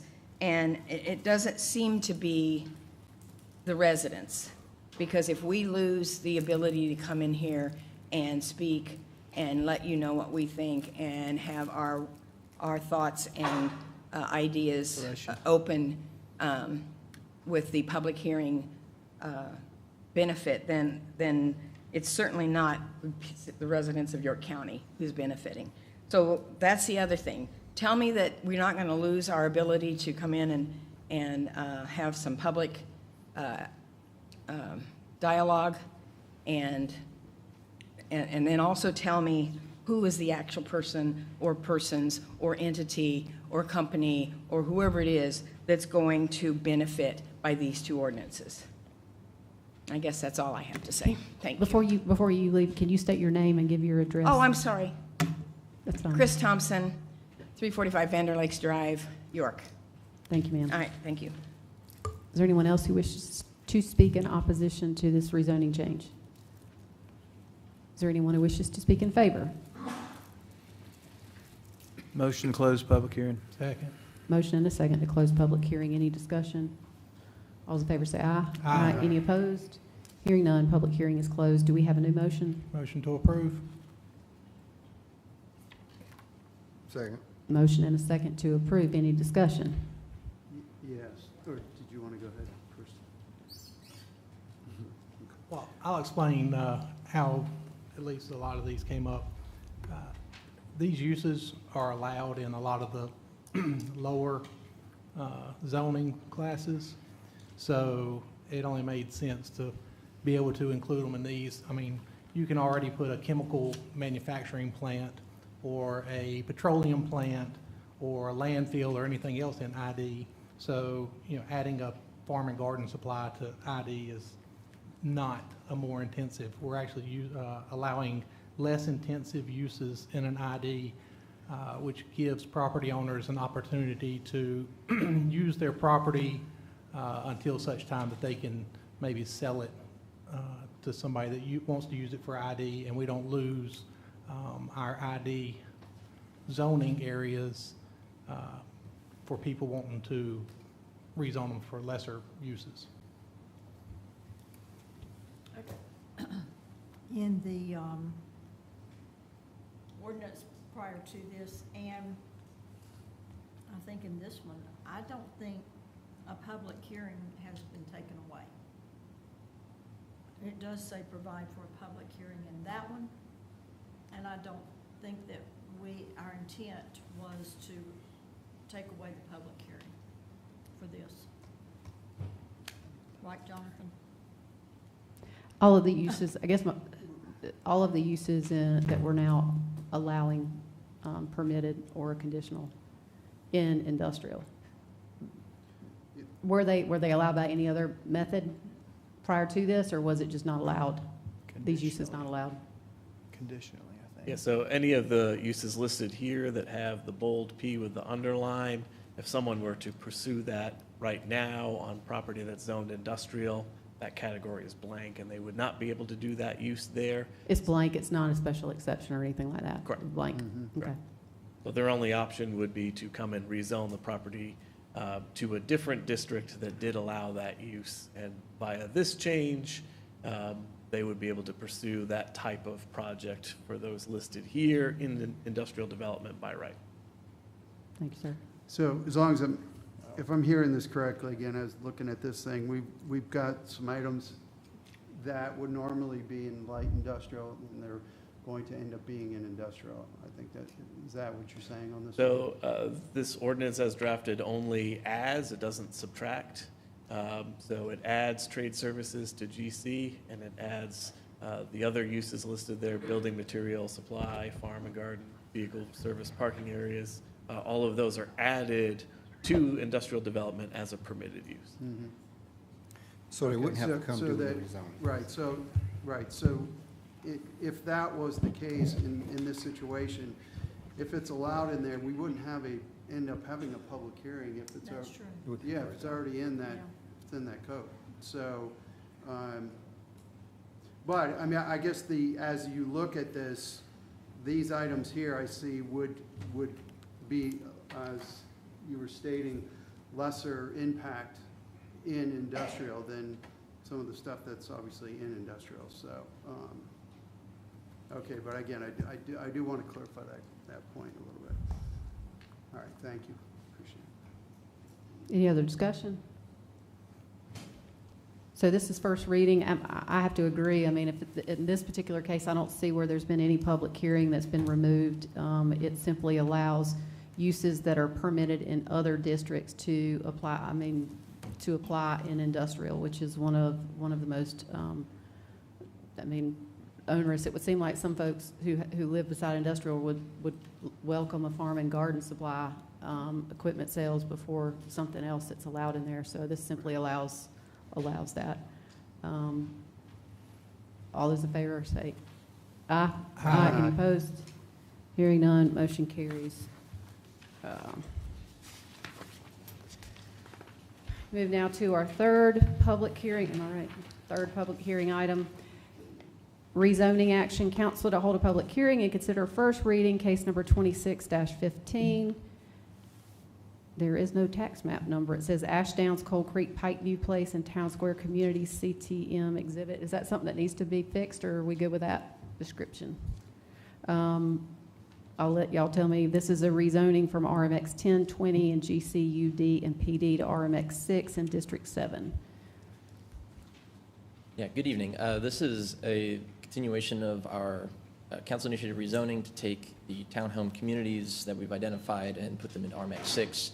There are no tax map numbers because we don't want you to have to read some 360 tax map numbers here. But we are rezoning Coal Creek, Ashdowns, Pikeview Place, and Town Square. So just to reiterate, RMX 6 was created with RECODE in 2022 and is the only district that currently allows townhomes. So the intention of this is to apply the appropriate use, dimensional, and development standards to these properties now that that zone is created. And it's not going to have any effect on the manner in which these properties are currently used. So again, they occupy a bunch of different zoning districts, and future land use has them as neighborhood residential. Staff recommends approval, and Planning Commission also unanimously requested approval. Thank you, sir. Any questions for staff? Not hearing any questions. Thank you. Is there anyone here who wishes to speak against this rezoning change? Is there anyone who wishes to speak in favor? Move to close. Second. Motion and a second to close public hearing. Any discussion? All those in favor say aye. Aye. Any opposed? Hearing none, public hearing is closed. Do we have a new motion? Make a motion to approve. Second. Motion and a second to approve. Any discussion? All those in favor say aye. Aye. Any opposed? Hearing none, motion carries unanimously. Item number 4, I will let folks know that this request, rezoning request, was withdrawn from the applicant. However, because the county publicizes public hearings in advance of when we can take these things off of the agenda, we allow individuals to continue to speak. However, there really is nothing to speak out about because the application has been withdrawn, but you're entitled to that right. So at this point, is there anyone who is here who wants to speak on this item that the applicant has removed? Seeing no one approach, do we have a motion to close? Motion to close public hearing? Second. Motion and second to close public hearing. Any discussion? All those in favor say aye. Aye. Any opposed? Hearing none, public hearing is closed, and there's no need to take action because it has been withdrawn. We do not have any old business. We start with our first item of new business. Council to adopt a resolution directing the York County Planning Commission to conduct studies related to the imposition of a development impact fee applicable within the geographic area of York School District and associated with public education facilities for K through 12, considered necessary for the proper education of children within the school district in accordance with the South Carolina Development Impact Fee Act, to recommend a capital improvements plan and to recommend a resulting impact fee ordinance related thereto. Do we have any comments from management? Yes, similar to the last time we had an impact fee in front of us, this is to kick things off. This is the first step. And so, as y'all are aware, I shared the letter when I received it and the chair received it. This is York School District 1 asking y'all, County Council, for the opportunity to begin this process. So this is in front of you tonight to have that discussion. All right. Do we have a motion? Motion to approve. Second. Motion and a second to approve. Any discussion? Well, I just hope that we're not wasting their time with this. Any other discussion? I'll just reiterate that this is, in order to start the process and to do the evaluation, the first step is to create a resolution that then this goes to the Planning Commission. My understanding is that an expert has already been retained to take a look at the matter holistically. I'm not sure what the capital needs are that are being looked at or requested, but my understanding is that Planning Commission and planning staff will also have access to provide any other information through that process. All those in favor say aye. Aye. Any opposed? Hearing none, motion carries unanimously. Item number 2 in new business, council to consider authorizing the South Carolina Department of Natural Resources to explore and begin due diligence regarding potential construction of a public shooting range at Worth Mountain Park within established wildlife management area of the property. Anything for management? Yes, so Catherine Jones, our Parks and Recreation Director, is here, as well as a representative from Diener, in case y'all had questions. But this is an opportunity that was presented to us that I think is a good opportunity to think about in terms of Worth Mountain. And Diener has brought a great opportunity and is willing to help fund this, and they have grants to do that. And then they would also run the operations of the shooting range. So this is seemingly a great opportunity for the Worth Mountain area, but we're here to discuss that tonight with y'all if you have any questions. Do y'all want to share something before we start, or are you just here to answer questions from council? We're just here to answer questions. I think Mr. Manager kind of covered the briefing part of it. Okay. Do we want to start with motion? Yeah. Motion to approve. Yeah, second. Motion and a second. Do we have any discussion? Yeah, I do have a question or two. So what is the length of the range that we'd be looking at? So the length of the range? Length of I'm it. going to let Captain Charlotte Okay. cover that for us. Yeah. So the proposed range that we have currently would be a 100-yard rifle range, a 25-yard pistol range, and then we would also be building 2 skeet and trap fields and a Okay. 5-stand. The skeet and trap fields would be unique because you have a lot of schools in your area who are participating in our Youth Scholastic Clay program. That gives them a facility to practice that they currently don't have. The actual footprint is right now on a guesstimate on that part of, because we would be doing additional land survey, study, and topography to really hone in the exact measurements. Sounds good. Just let me know when the tour is. Thanks. Any other discussion, questions? Yeah, go ahead, Andy. Councilman Litton? No? I'd sent an email over to you today asking if there were any opportunity for the county to generate revenue off of this, to offset our expenses, or your expenses, They have future certain expenses. regulations, and I'll let Captain speak to those. Okay. The federal funding that would help fund this project, we are not allowed to generate program income.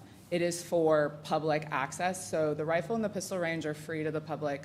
We would charge a nominal fee for clays, and then we offset that small fee. We do not generate revenue per the federal grant.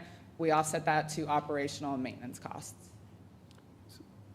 I do have a piggyback question. Okay. Leads, does LEED, do you guys support LEEDs? We do not. Okay. That is all not an SCD in our range. Okay, all right, very good, thank you. And also, which I've talked to several at DNR already, which explained to them, though, the range is being strategically put in there, and there's no neighboring farms or houses that have to be concerned with anything. We've identified this as a Yeah. good, obviously rural, there's not homes that would be affected by this. You'll see that in the packet that was provided. We will also do sound studies in that area for any homes, any geographical. We conduct all of the necessary requirements to make sure that there is no effect. So yes, sir, it's been identified.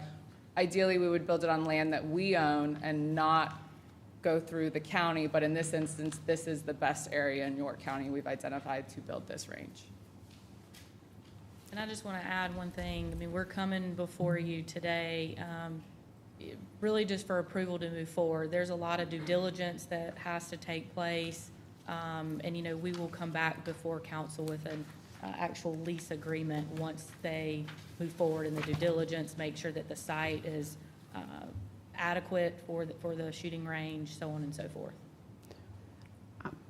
All I can say is this is why the property was conserved, was to be able to be used by the public, and what better way to use it than to have DNR, who's experienced in this, manage it, fund it, oversee it, provide the security and all of that. I think this is an exciting thing, especially as you mentioned, a lot of our schools are now engaging in competitive shooting. I think this is a great opportunity. The only question I had was, if there are questions from the public, who should they ask those questions to? And you explained a little bit about the process, but this will come back before council. Will it be solely a leasing arrangement, or will it be with all the, give me a little help on the process, so if the public wants to ask questions, how they do that? Sure, and Laura, correct me if I'm wrong with anything, but I think the idea would be we would, yes, come back before council with the lease agreement. And I would say if the public has any questions, they can certainly start with my office, the Parks and Recreation office, and we can coordinate with Captain Charlotte on any questions that we can answer if it gets into the specifics of the shooting range. And I would say if they're looking for information specific to the shooting range, DNR has a website that has all their rules listed, and this shooting range would operate in the same capacity as the ones that they already operate across the state. And if I ain't mistaken, they would like to request that it be at least a 20-year lease for the required amount of money being spent. For the federal grant to be approved that we would apply for to make this project come to fruition, we need that lease agreement in place. Of course, as Catherine alluded, there are several steps to it. So there's environmental compliance on the property, certain things that have to be met that we will go through that process. And once we know that it is the viable range and that is the exact location and that it meets all of the federal requirements as well as environmental and also any requirements by the county, then we'll be ready to move forward. Does DNR supply a safety trainer there on site? Yes, so it would be managed and operated by us. We would Okay. set designated hours, and we would have a range safety officer at all times during open hours at the facility. Yes, sir. Also, we do have a current South Carolina DNR employee that is housed out of Worth Mountain through our wildlife management area as well. So we do have representation there in that. Although these will be two separate items, we do already have DNR representation there. Yeah, because basically, DNR, they take care of everything basically but about the driveway going in. Mm-hmm. Yeah, y'all do a great job. Now, would like to remind, there is, the 200 acres that we have pulled out, that the equestrian trails have been constructed on. Those will not be impacted by this shooting range. And they're not near it. So Correct. Correct. Good job. There is over 1,600 acres over there in Worth Mountain right now. So, any other questions or comments from council? Great All right, addition. Current motion on the table is to approve. All those in favor say aye. Aye. Any opposed? Hearing none, motion is approved. Thank you very much. Thank you, council. Thank you for your time. Item number 3 in new business, council to consider authorizing the additional expenditure of $1,055,000 in York County Forever Commission funds to the Nation Ford Land Trust for expenses related to the purchase of development rights on approximately 120 acres along Kings Mountain Street in York, tax map number 0700210 001 and 070 1801012. That's a weird number. Contingent upon completion of the currently anticipated sale of the parcels and upon contemporaneous recordation of conservation easement, project number 25-03 in District 3. Do we have a motion? Motion to approve. Second. We have a motion and a second to approve. Any discussion? Yeah. Were you able to get the total amount of funds in the York County Forever? Yes, so I pulled a spreadsheet from the budget process, so this is as of May, and I know Trish is here and Jonathan are here, so they could share if there's a more updated number, but at the end, during 2026, during the budget process, there was an estimated 2.3 million in fund balance. I don't know if y'all have a more exact number for today, but that was where we were at when we were developing the budget. So that's 2.3, and then there's an additional 500,000 that has already been approved because of the quarter mil that goes into this year's budget. Right, so I think, when that was estimated, and staff, correct me if I'm wrong, it was getting close to that would be 2.8 million if you round it up. Yeah, that was gonna be my next question. How much is slated to go in, and it's 500, gotcha. Yeah, so the estimate of a $250,000 is $492,500. But I think we can also provide that later if you all want to talk more about that. Okay. Any other discussion? Yeah, I'd just like to say that while I agree with this project, I don't agree with this amount of money. I think it's an extremely large waste for this particular use.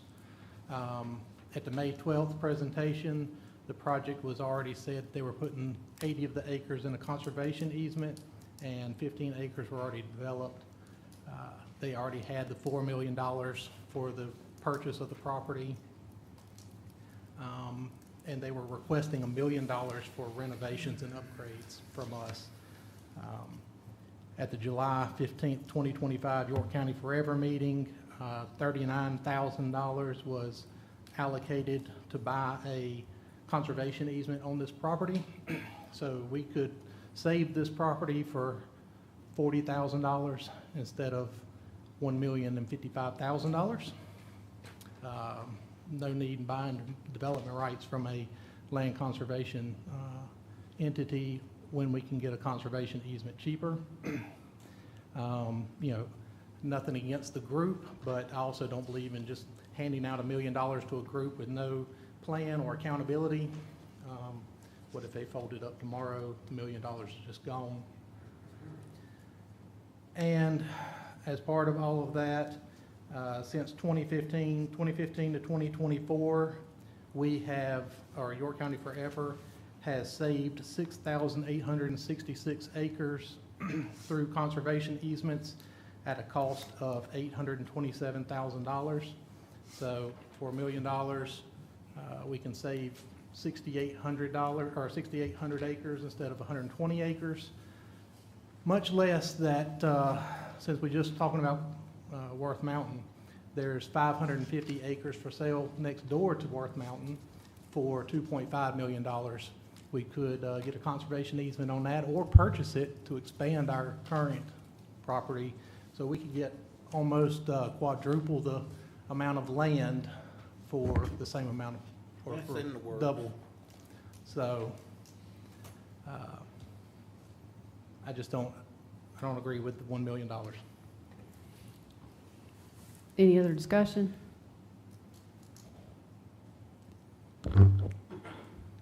I certainly support this. I think that one of the things that I loved was Pierre Langevin coming and explaining to, and I think the community needs to be very well aware, the only way, without taking people's property rights, the only way that we as a county preserve our farmlands and preserve our acreage is to actually do things like York County Forever.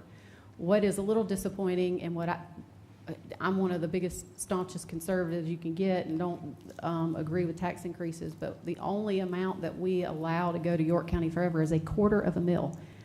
We do at least 8 or 9 mills for our library and a commensurate amount with our museums.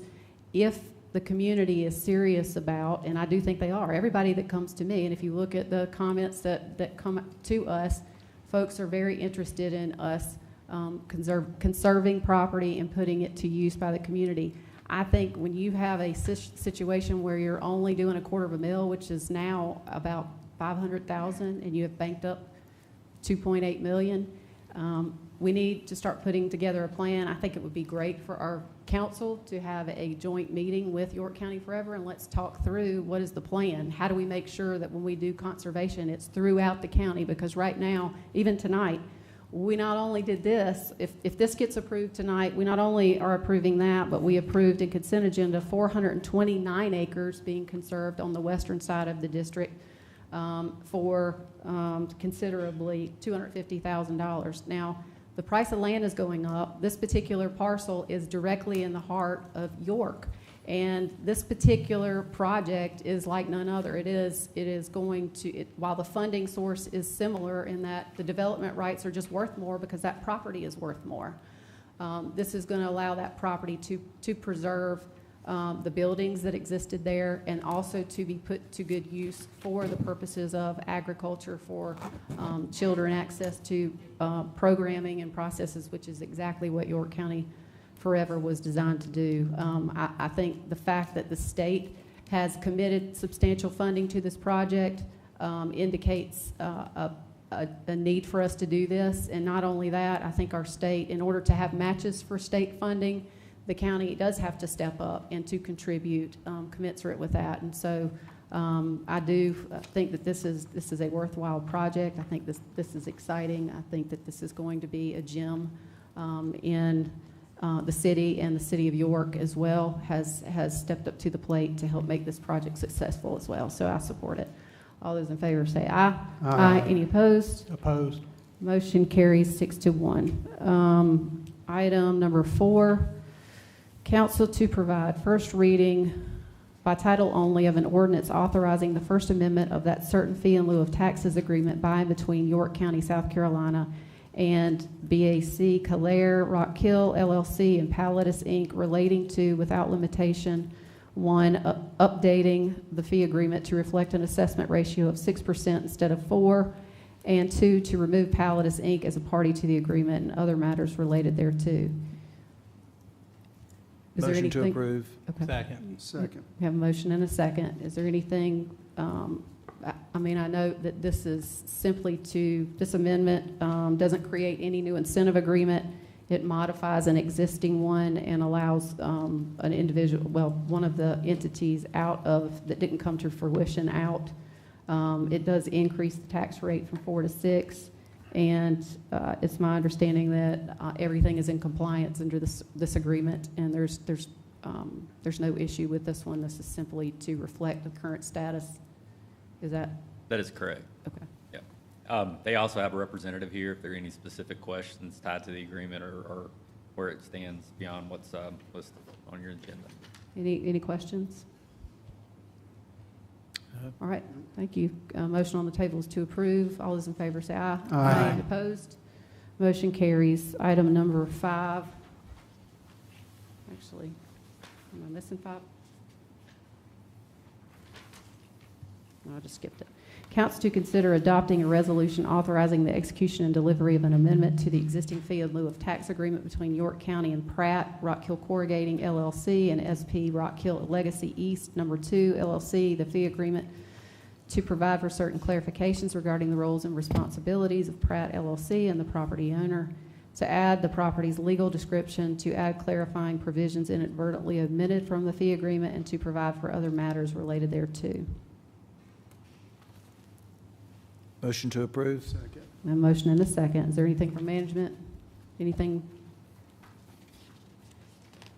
intended to provide? Again, it's my understanding, these revisions do not change the approved incentive terms or anything related to that. This is simply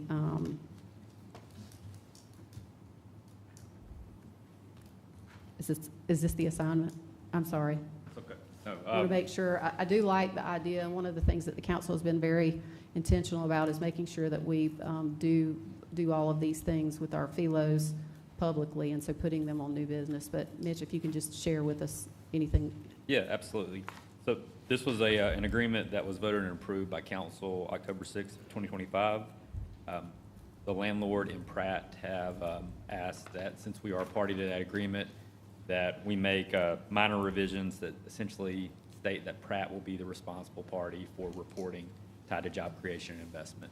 That was part of their lease structure, and both parties wanted that included in the FELO agreement as well, outside of some very minor changes to the property description. So beyond that, it's very small, and the fact that we're part of that agreement, we're bringing it forward for y'all's consideration tonight.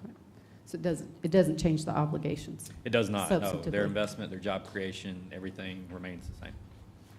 I will say this, that they're moving along really well with their investment in job creation as it stands right now. Thank you, sir. Any other questions? All those in favor say aye. Aye. Any opposed?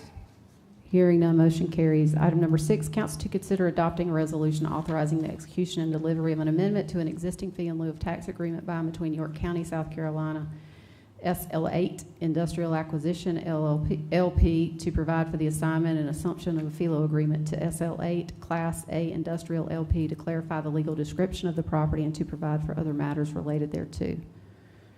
Motion to approve. Second. Motion and a second. Anything from, it also notes on here that this, again, this one is in compliance. The transfer does not modify the existing incentive agreement or the project's obligations and benefits. That's correct. So this was a speculative development where they would just build a spec building with the intent to, I guess, attract the company to the building. So it was only investment driven. There was no job creation tied to this FILO at that time in 2016 when it was approved. The investment amount was $7.68 million, and that has been met. Thank you, sir. Thank you. Any other questions?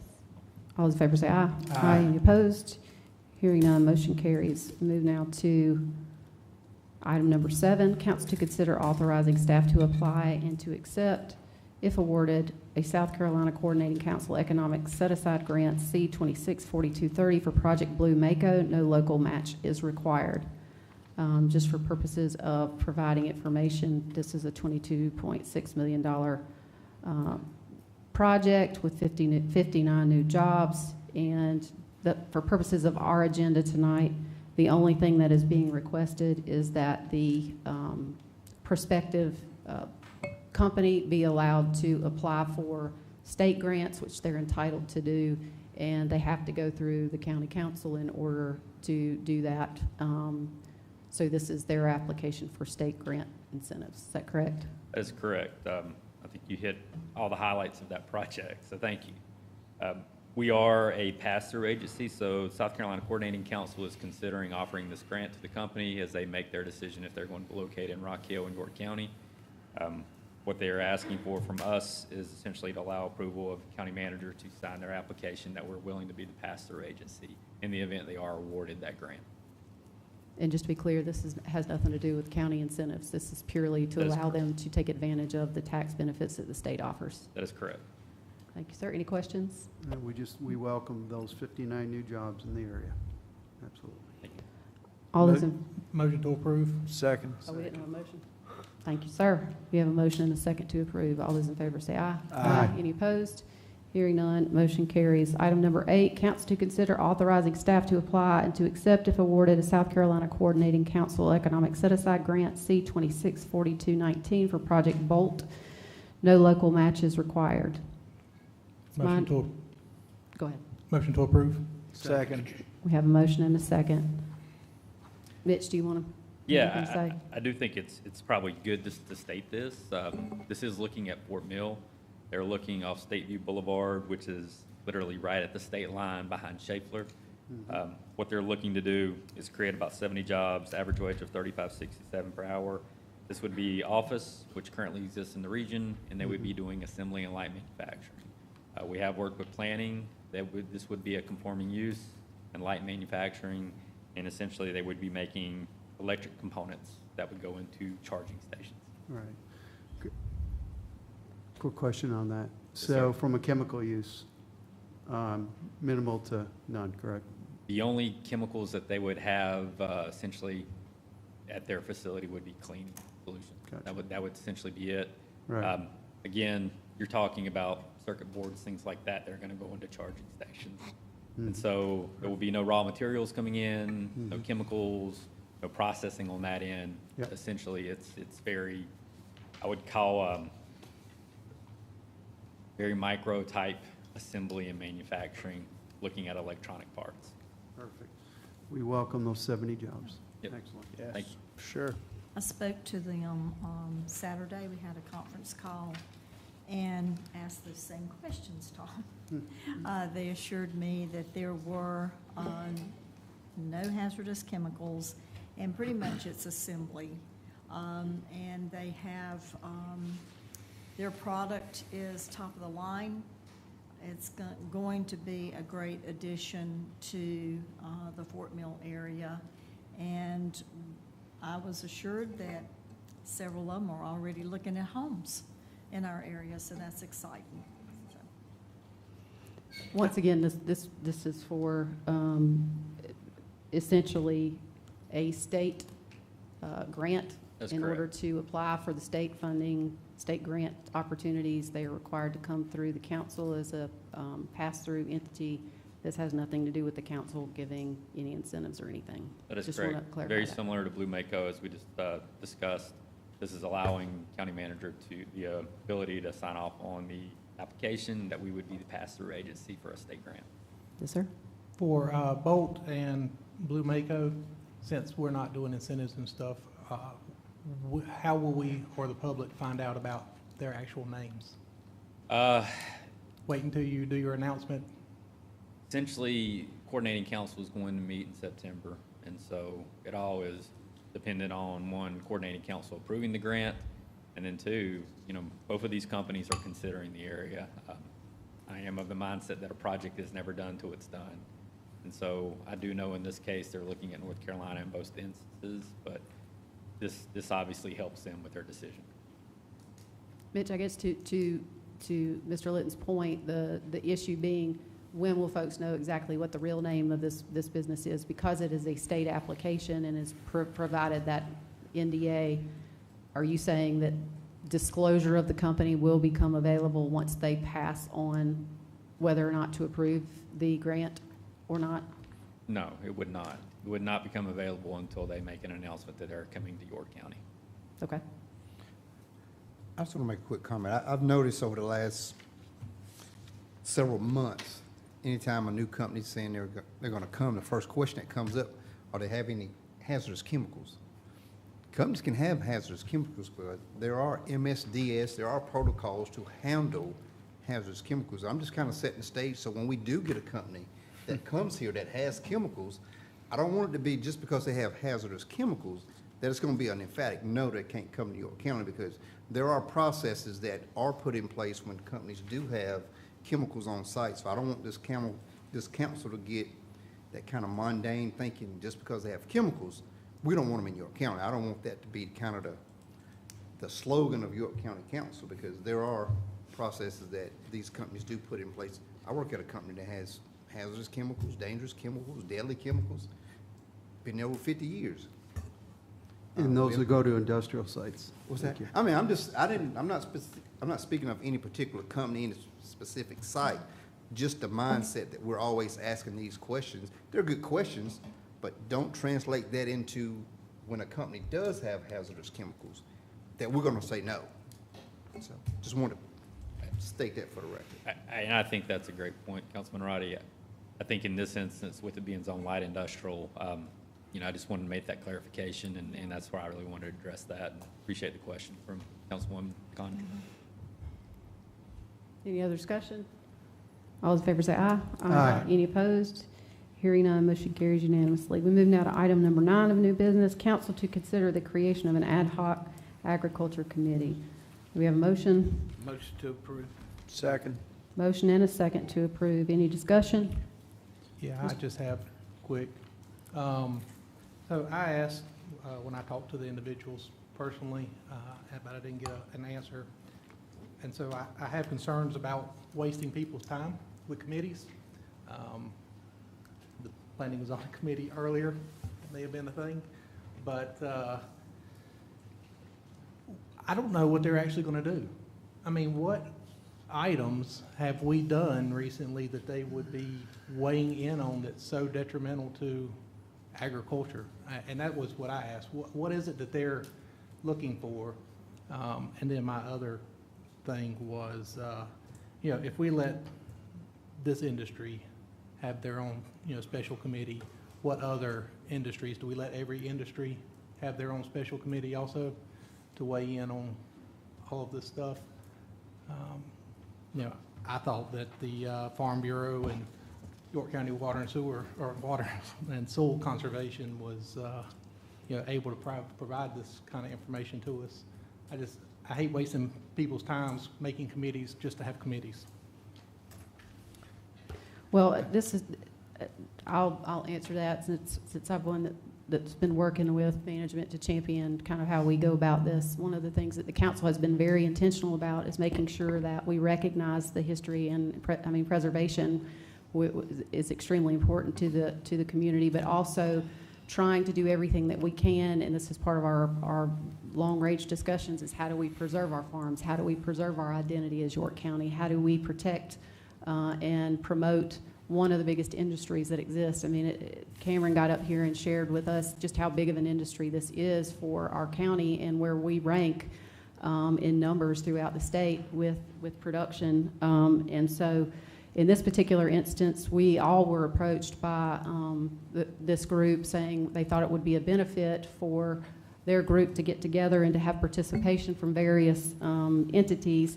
The way we are approaching this is a pilot program that has a very specific role, and that will sunset if no additional action is taken by December of 2027. I think what we may find between now and then is that we may need to have a more permanent committee established, or that it needs to go a full ordinance route. But this was the quickest way to accomplish what the majority of council has indicated is a priority of theirs, which is to look at the farming. I mean, to address the question of what will they be looking at. I think those are spelled out in how it's being addressed, to serve as an advisory role to the county and the council concerning matters related to agriculture, to review proposed ordinances referred by council or planning department, to get feedback as to whether or not that has any impact on the agriculture industry, to formulate plans and make implementation recommendations to council.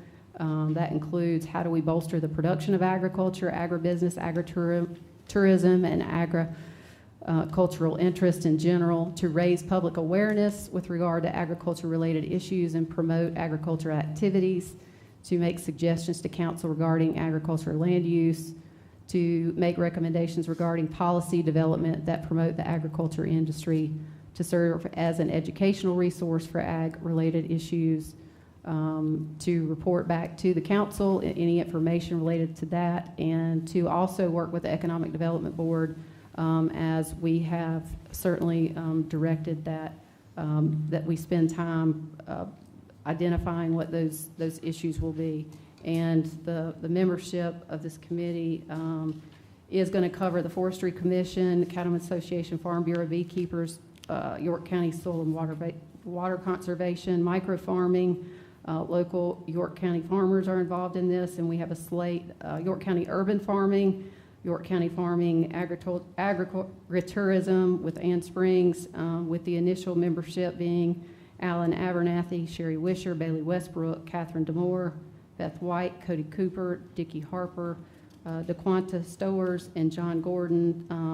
When the folks who reached out suggested help in creating this committee, they also were intentional about ensuring that there's membership throughout the county. So this will ensure that there's geographical participation throughout the county.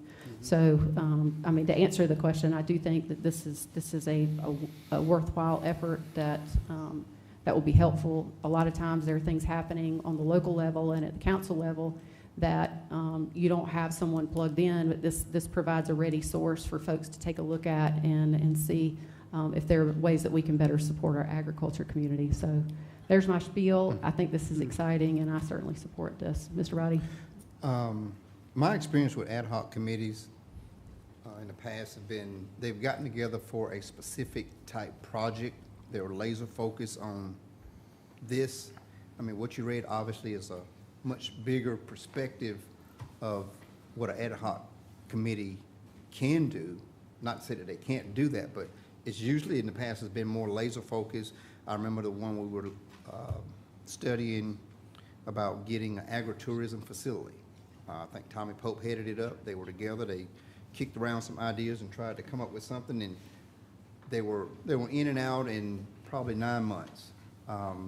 But if this is something that can morph into them doing other activities for us, but I think we'd probably starting out, that's a whole laundry list. And maybe if we can tighten it up a little bit and focus them in, I have no problem with the community or citizens wanting to get together to take a look at things in a more in-depth way and give us some advice. I'm not sure if I want that committee advising us on zoning, because that's going to rest with us, but that's that's a hefty plate to give them starting out, but I have no problem with the committee forming. I just think that's a lot on the plate just to throw at an ad hoc committee that's not a full-blown actual board type, but we'll see where it goes. I'm not against it. I just want to make sure that there's something specific kind of starting out, but And to that's that, like 20 items. and to that point, when we've been talking about this for several weeks, if not months now, and I think one of the questions that one of the council members raised, and I received support from, I didn't receive anyone who suggested that we not do this, but that we obviously are crafting a scope for a pilot program to see how this goes. There are obviously going to be some things that I think that they want to share with us, but to the extent that we want to refine what we're asking them to look at, one of our council members actually suggested that we look specifically, or ask them to look specifically at our, I'm sorry, it was the farmers markets. Farmers markets, and trying to help us identify how can we look at farmers markets throughout the county to help support the agribusiness. And so I do think that you have to create the organization, give it enough scope to allow it to do that. But if there are specific initiatives that council wants them to look at, I'm sure that we can certainly do that. And if someone has something specific to raise that now. I'll be brief. So I actually worked on the agritourism committee, co-chaired that committee, and one thing that we uncovered was that obviously there are less and less farms in York County. And agriculture, we've decided as a council that agriculture is a priority. It's part of our strategic plan. So if you're going to potentially preserve agriculture long-term, you got to get the 2,000 students that are involved with agriculture actually farming. So there has to be a transition plan from those that are farming to those that may want to farm, but they don't own the land to farm. So a group like this has an opportunity to bridge the people that have the land and have been farmers, and they could help teach and educate a young farmer on how to farm while the group educates them on efficient ways of farming today compared to the way we farmed in the past. So that's one thing that I think is critically important. If you don't have the driver to bring this back, then it will fade away, and I think it is a waste of time. Originally, when our group worked on the agritourism facility, the commissioner at the time had agreed to a state farmers market out on 161. Since then, really rethought that, and what Councilman Cox was just saying is the possibility of having certified York County farmers markets throughout the county so that wherever you live, you can get to those sources. And you would think that alone would drive our farmers to produce more product because you get more out. And maybe York County becomes the farm-to-table area from bees to cattle and everything in between, right? So I think the committee makes a lot of sense. It may be too broad in its scope in the beginning. Maybe we need to get a more narrowly focused. But I think ultimately it's going to be beneficial to agriculture in York County. So just a quick follow-up on there too, because they were talking about this committee that y'all on Agritourism. Something. So that, it sounds like it was successful. It worked out. No, I won't get into actually the details of So that. I don't know if narrowing the scope COVID actually hit. helped. There was, Do what now? I don't know. I think on that particular initiative, it was to specifically look at an agritourism facility that never materialized, unfortunately. It didn't. So I think just to the point of the scope, if we keep the scope broad enough, it at least can encompass it. Let's see what happens. I think the safety rails here are that it's a pilot program, and if it's not working out and we're not seeing any benefit out of it, it sunsets automatically. Well, the biggest thing about it is we got people on there that, a lot of them that I grew up, and that's, some of them have got your wealth of knowledge. Mm-hmm. What I liked about this too was that, and I don't mean to interrupt you, Councilman Atkins, but the recommendations for the membership on this committee came from the group. They're the ones who came to us and asked us to consider this, which is important. Right, and to the answer to everybody's question, and which there's a few of us in this room that actually know. I mean, we're down to 2 dairy farms left. our beef is drastically. The two major crops we got is cotton and corn, soybeans, but cotton's fading. It was the major agribusiness for our entire state. And contrary to what anybody wants to say, and you can talk about big business and this and that, when you ain't got no water and you ain't got nothing to eat, none of this other matters. So somebody better get their head together, and not just in York County, but for the whole country, because it's fading fast. Even the Secretary of Agriculture just stated that food is becoming a matter of national security. Exactly. So I want to piggyback off Tom's comments. First of all, you know, there's one thing we all have in common. We all need food. We all need to fill our refrigerators and our freezers and support our families with the food we need. And again, it all comes, again, from these farmers. So again, I appreciate what you do, Tommy, and all the other farmers out there. So thank you. Couple of things you mentioned on there. And again, that's a broad list, and it's a good list. I think they're going to be looking at a lot of different opportunities, I think, with those discussions. One of the things I did want to highlight, and I know you touched upon it, was that there's going to be takeaways, too, that we can work also with our legislators on from a broad perspective that we're going to take back from this committee. So I think that's really good. And just on a more localized note, in my district, you know, I have a micro farmer that's going to be supporting this group. And I think, again, micro farms, I think, are unique in the opportunity how you can make a mini farm out of 5 or 10 acres and make a living out of it. So I think there's a lot of opportunity here. Excited to hear the outcome and support y'all. Yeah, and if for nothing else, tell them, Dickie, since we ain't got a sale barn, they can just sit there and gossip like they used to for years. Any other discussion? All right, all those in favor say aye. Aye. Any opposed? Motion carries. We move now to the items from the consent agenda that were referred to council.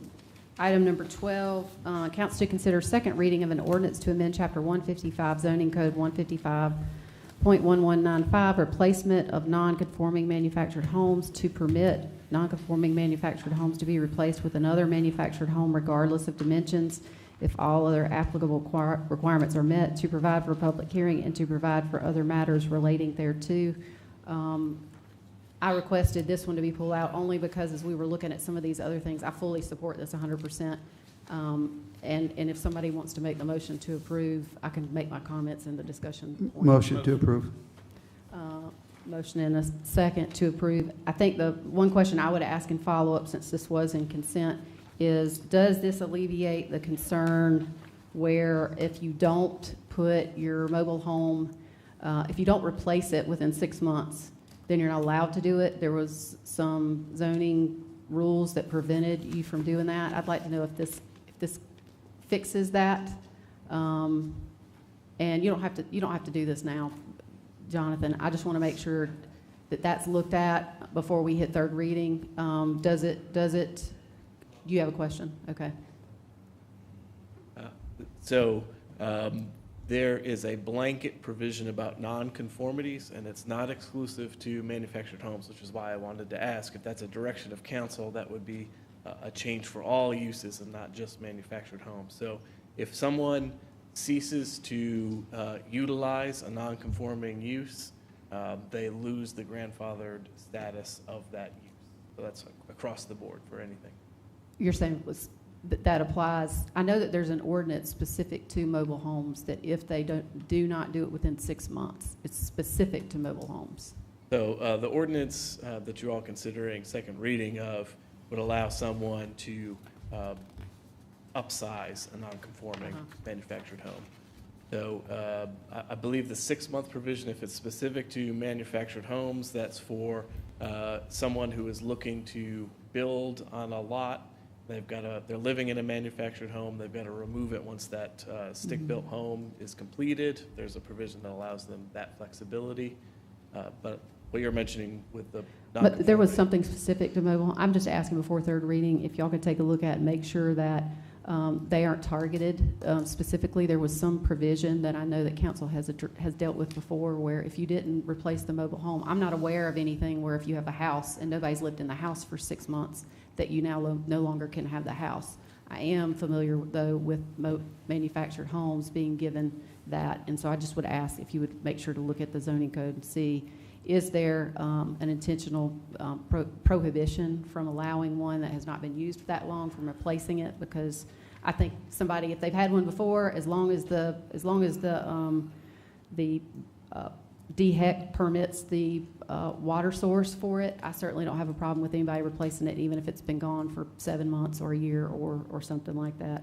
And I also would ask that y'all take a look at the specific issue with the Sturgises, where there was the individual who was with the military for 30 years, and he wanted to put the mobile home back where it used to be, and he was prohibited from doing that because now we're saying that the road issue is now an issue, which I think that should be grandfathered. I'm just asking y'all to take a look at that issue, and I can let Tom knows what I'm talking about. If y'all could revisit that before third reading, and I can ask those questions. I just want to make sure I made that public and made the council members aware. I was just going to point out there was language that I read through, and you get deeper into the details of what you all provided to us. There was language in here that actually spoke to removing one mobile home and putting a new updated manufactured home on the lot. So that kind of supports what you're saying. Even if the mobile home was there 10 years ago and you want to put another manufactured home on the lot, you ought to be able to, even if it's been more than 6 months. Yeah, that's actually in here.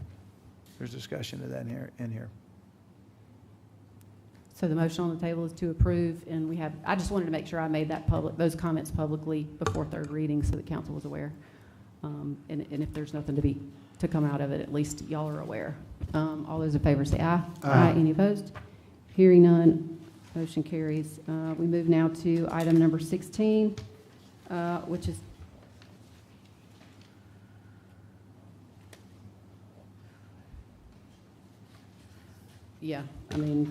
for purposes of clarification, this is going to be item number 11 in new business, but it is actually number 16 in consent. Council to consider awarding bid number 3033 for the construction of the Bullets Creek Volunteer Fire Department building addition to the lowest responsive and responsible bidder, Salem Builders of York SC, for a total cost of $102,000, which includes the base bid of $99,000 plus a $3,000 owner allowance contingent upon county attorney review and approval. I requested this be removed, as did Mr. Litton, and another council member, I think, was also supportive of that as well. In this particular case, the question is the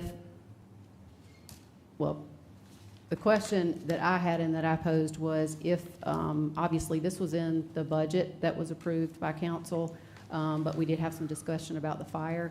And would it be more appropriate to defer this at least to the next council meeting in September, the first council meeting in December, to allow a policy directive to be addressed? That was the question I had. So I don't know if you have a question before we get into a motion.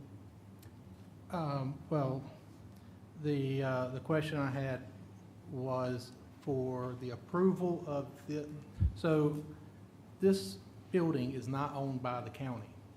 And so we're going to spend county funds on a building not owned by the county, which is kind of an issue. And so I wanted to make sure that if we approve this now, is it going to put us into some type of bind if for some reason we can't get this thing on through and get the deed transfer? I was told today that the fire department is willing to transfer the building over to us, but it hasn't happened. So we're approving a contract on a building that we don't own. But then the bigger question is, does the county really want to take over a building, another building to own and maintain out there? That it just seems like it's opening up a bigger mess, kind of similar to what was going on with Flint Hill and spending more money on continuing cost.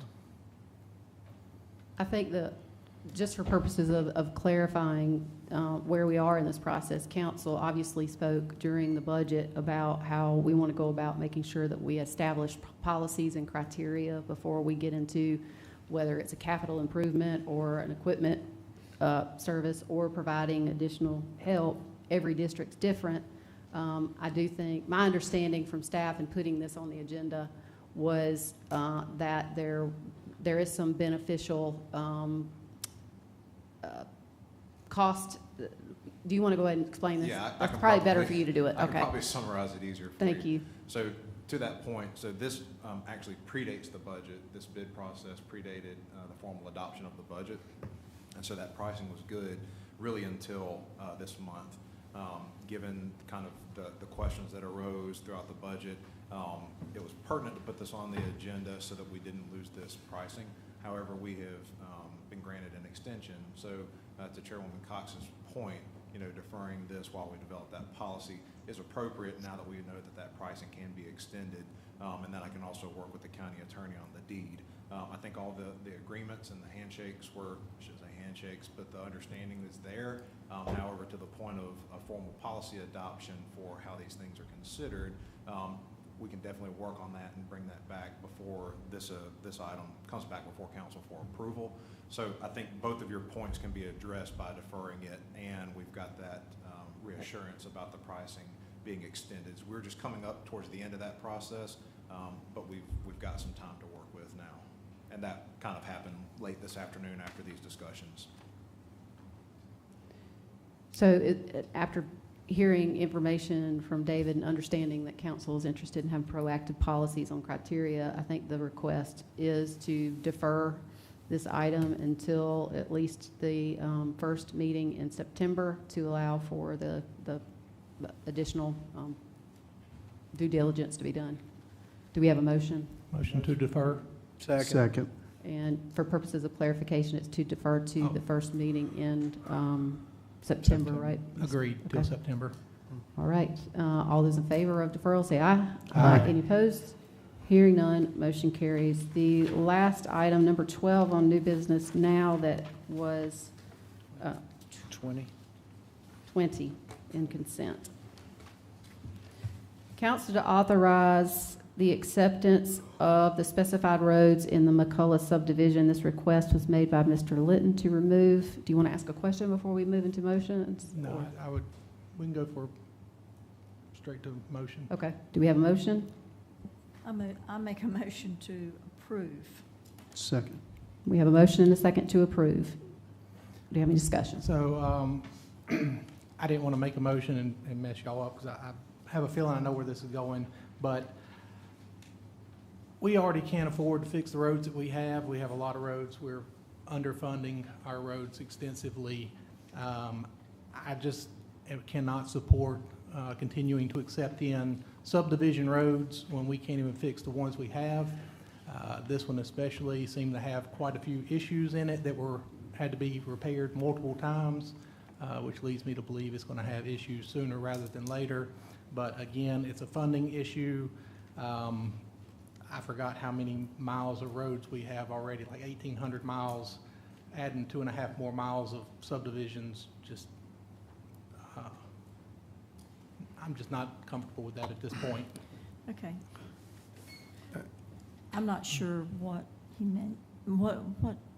How did you get the information about there were issues in the subdivision that had to be? It was in the packet. Okay. Must be, I was not aware of that, so the issues, but anyway, if we're gonna do that, then we need to have this discussion, I think, in a workshop, because this has been mentioned several times. But at this point, we haven't talked about it, so I think that it's worthy of supporting. My question is to staff, are the roads up to county standards before we accept them? That's kind of been the Yes. general rule. Yes, they are, and so I think what some of y'all are referring to, there was a couple of instances where they had to go back and fix it. Our county Yeah, engineers I here think can that speak was to the- that if y'all have questions. But by the time we accept it, yes, we've inspected it and they're approved, they're up to our standards. Yeah, that would be my question. I guess So the way I understand it is we currently have an ordinance in place that says that if they have a road and they propose the road, that it exists right now and we are required to take it in if they meet county standard. This is not debatable, but to Mr. Litton's point, we already have a current ordinance that requires that. In order for us to change course, we would have to revisit the ordinance itself. Is that right? It is a requirement? It's already an ordinance requirement. My understanding, that's what I've always been advised, that if correct me if I'm wrong, I mean, I'm looking to y'all to tell me that, but my understanding is that there is an ordinance in place and that in order for us to change our approach, we need to change the ordinance. I thought it said may. I think it's a good question. I think I'd like to know that. The subdivision ordinance, I'm looking at Jonathan, subdivision ordinance states that if a developer constructs a road and meets public street standards, that they can approach the county for acceptance, once it meets all the standards and inspection. So we do have the ability to say no? I don't have that section of the code in front of me, so I don't, yeah. Okay. I thought at one time here the other year I brought that up. I was fussing. We have, because I do think that Councilman Litton has brought this up, council members have brought this up throughout the years. When I first got on council, I brought this up. Lancaster doesn't take subdivision roads in anymore. I think the concern is there are parts of the county that have already been fully developed, and those roads are in the county system. So if you have somebody who lives over here who's going to have their subdivision taken in tomorrow, their question is going to be, why am I treated differently? I don't have a problem revisiting that. To me, the appropriate way to do that is to bring this up in the Transportation Committee, and let's look at changing our ordinances to address that, and to maybe ask that there has to be some ownership of the road improvements in neighborhoods where the only people that benefit from it are the people that live on that road. It's not connected. It's not a connectivity road.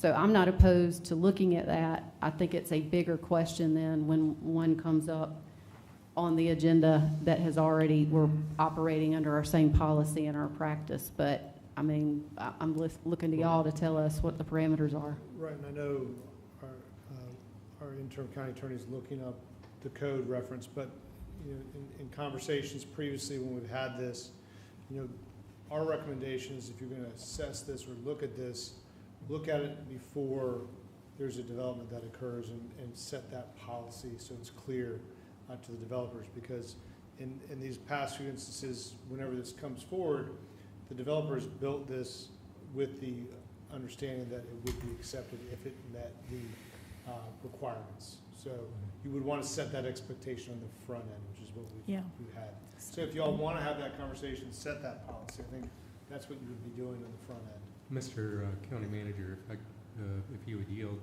may I ask Ms. Haygood and Mr. Bono just a couple of brief questions? Based on what's in the report, it seems like this subdivision's had a legacy for a while. Do you know when it was first under development? I can't answer that. Because it may have bearing on, grandfathering previous codes, but the second question is if we accept the roads, are they subject to a maintenance surety for a period of time? There is a one-year warranty. Sorry, there is a one-year warranty. Okay, yeah. I was asking that for some clarity because to Councilmember Litton's point, it appears that they've met the standards. I would opine that the ordinance suggests that we have some kind of obligation to accept the roads if they meet our inspection requirements and all of the other construction and repair requirements. But then the added security comes from that additional year of a warranty. Is that correct? That's correct. I'll just ask the question. Is there an issue with this road that we need to be concerned about? There are no issues with the road. I think the issues that were mentioned in the memo were more of a timing. The developer, it's a couple miles of roads. It's several sections. 2.5, I think. And I think it was more of the developer and just the timing of bringing each section on. Instead of doing small sections, they waited until they had the whole subdivision to then request for acceptance. So it wasn't issues like structural issues or things like that. It was just the timing of packaging it up. Yeah. I mean, the reality is our county road plan prioritizes roads that provide connectivity before they do subdivision roads. So, I mean, I think unless that has changed, only individuals who live in that subdivision, I mean, the reality is it's unlikely to get there with the limited amount of funding that exists.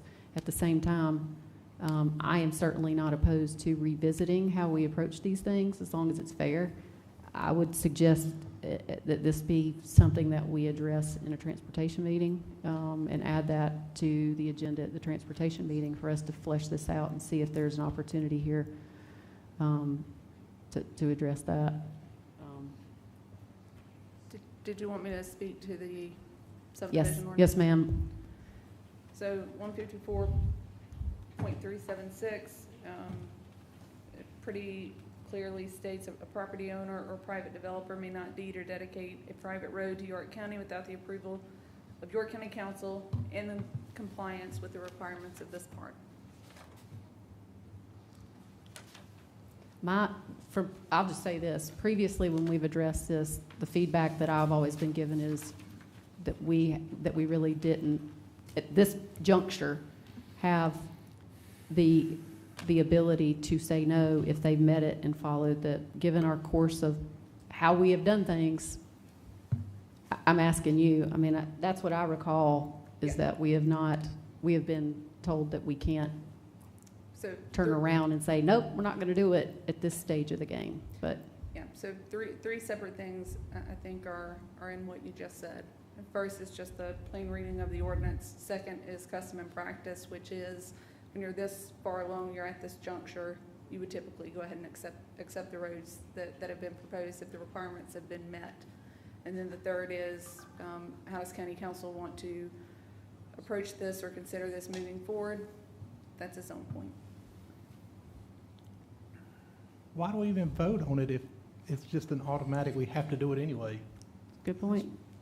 Because County Council still has to vote to I think accept part it. of it, I think part of it relates to is that we're accepting a legal instrument with a grant of deed from the road.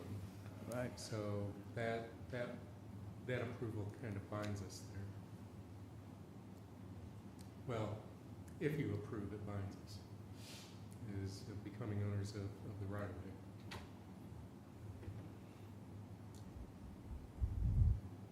plain reading says we don't have to, but at this point, I don't know how we reverse course on someone who's built that and the community residents who are going to be buying homes in that.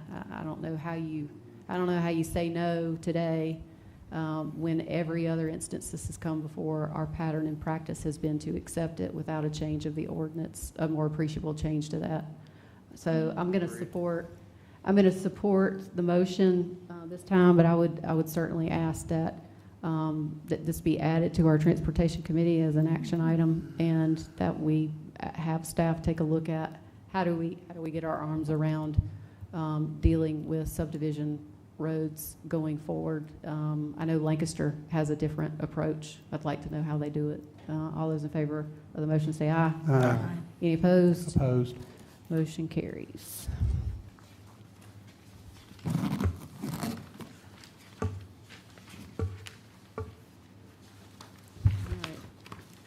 Committee and other reports. Public Works Committee, Chairman William Bump Roddy. On July 8th, Public Works Committee met. Councilman Litton, Council Member Cloninger attended. We got another update on the animal shelter. We talked about best location. We talked about keeping that cost within budget. We even talked about using some of the best material that's going to give us the longest life of the facility. Another thing we talked about was, where was that put? I would say we're still pushing costs. It's been requested that we have another committee meeting before September 14th. I heard from Eric today. He wants to get another committee meeting scheduled. They have another update. Didn't specifically say what it's going to be about, but they want to meet and present us with some more information. This thing is moving slow but steady, and that's where we're at.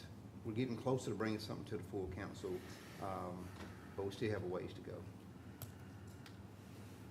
Thank you, sir. Finance and Operations Committee, Chairman Tom Audette.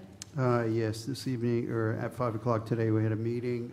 Councilman Roddy and Atkins were attending in the meeting tonight, or this afternoon, and in that, we had a few approvals. Committee to consider the appointment on the Lake Weiler Marine Commission for a second term of William Johnston. Also, there was an approval for a committee member for the Rock Hill York County Airport Commission, and that was for Thomas Dubrolet. And then lastly, there was a committee approval for committee member for Keep York County Beautiful Board, and that is an at-large seat, and it's Thomas Monroe for a second term, or first term, excuse me. And then lastly, we had a few allocations that were approved of funds. The committee approved $1,000 for District 6 for Men on a Mission. Secondly, there was an allocation of funds approved for District 7 to the Boy Scout Troop 219, St. Philip Neri, for the amount of $1,500.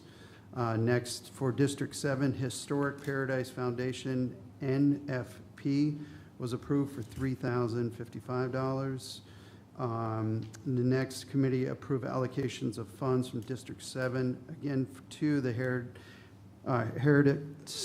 Paradise Foundation, NFP, for the amount of $1,500. Those are two different projects that were approved under the same, for the same group.